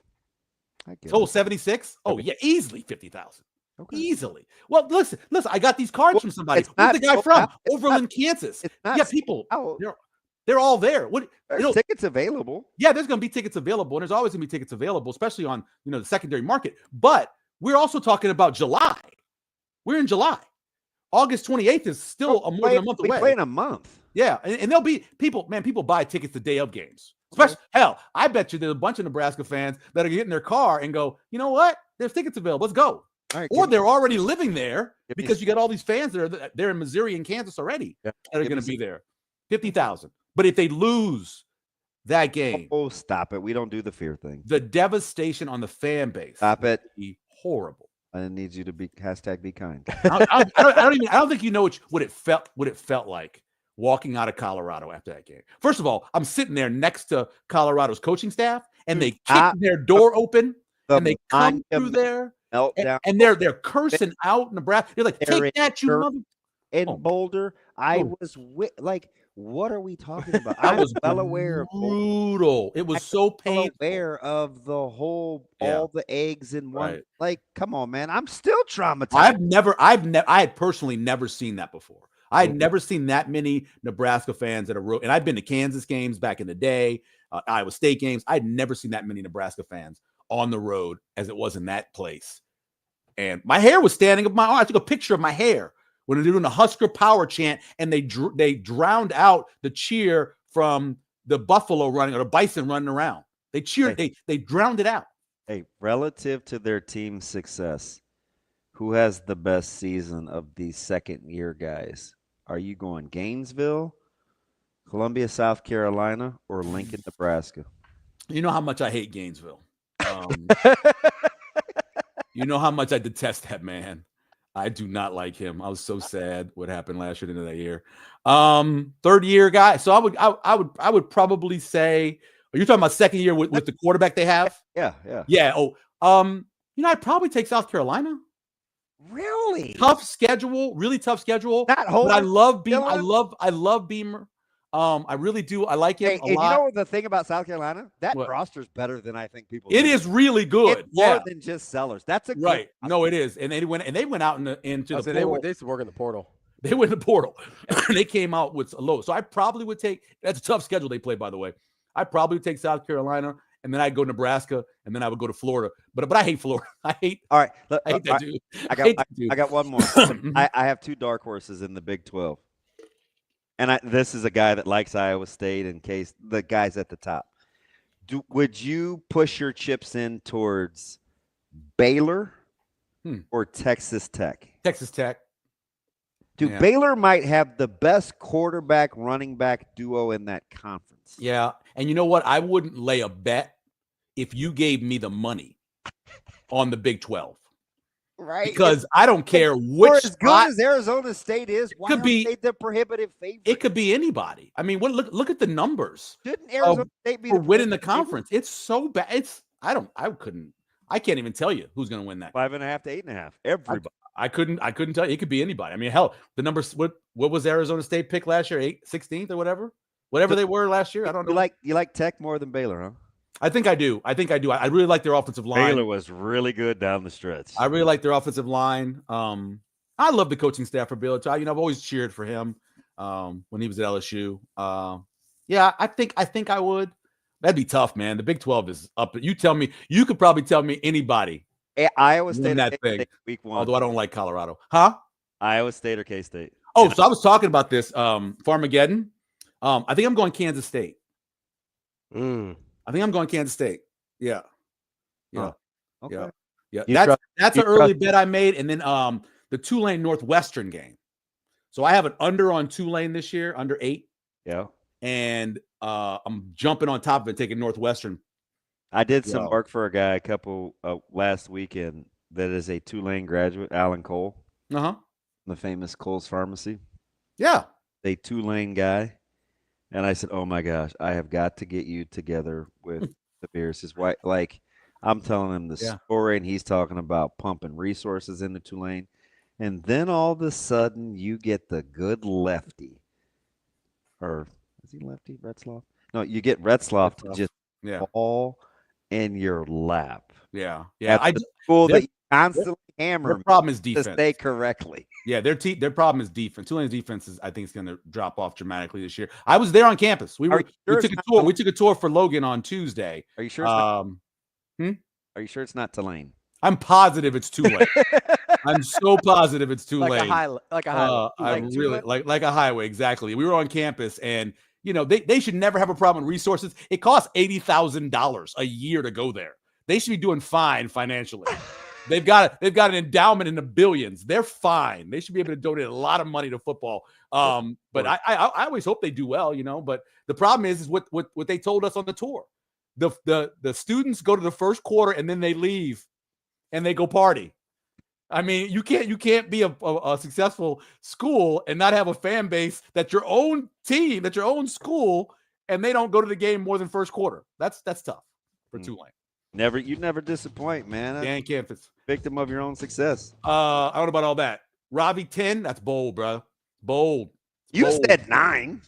10 is a different. Go look at the teams that won 10 games. It's a different level than 9. 9's good. Bo did a whole lot of 9s. How many 10s did he do? You know? I mean, we're out here, right? Yeah, no doubt. I'm down with that. All right, buddy. Go Mike Eckler. Oh, Let's get a Nebraska player for the Jet Award. Let's get a Nebraska player for the Jet Award. Let's go. That's all I want. Michael Severe, director of the Jet Award. We appreciate it, buddy. All right, bye-bye. Don't forget to come out to Hurrdat Sports Bar and Grill tomorrow. They've got live music every Friday. Make sure you check it out. That's DB. I'm Ravi. Lulla. We'll be back tomorrow. More Hurrdat Sports Live. See you. Have a good day. Love you.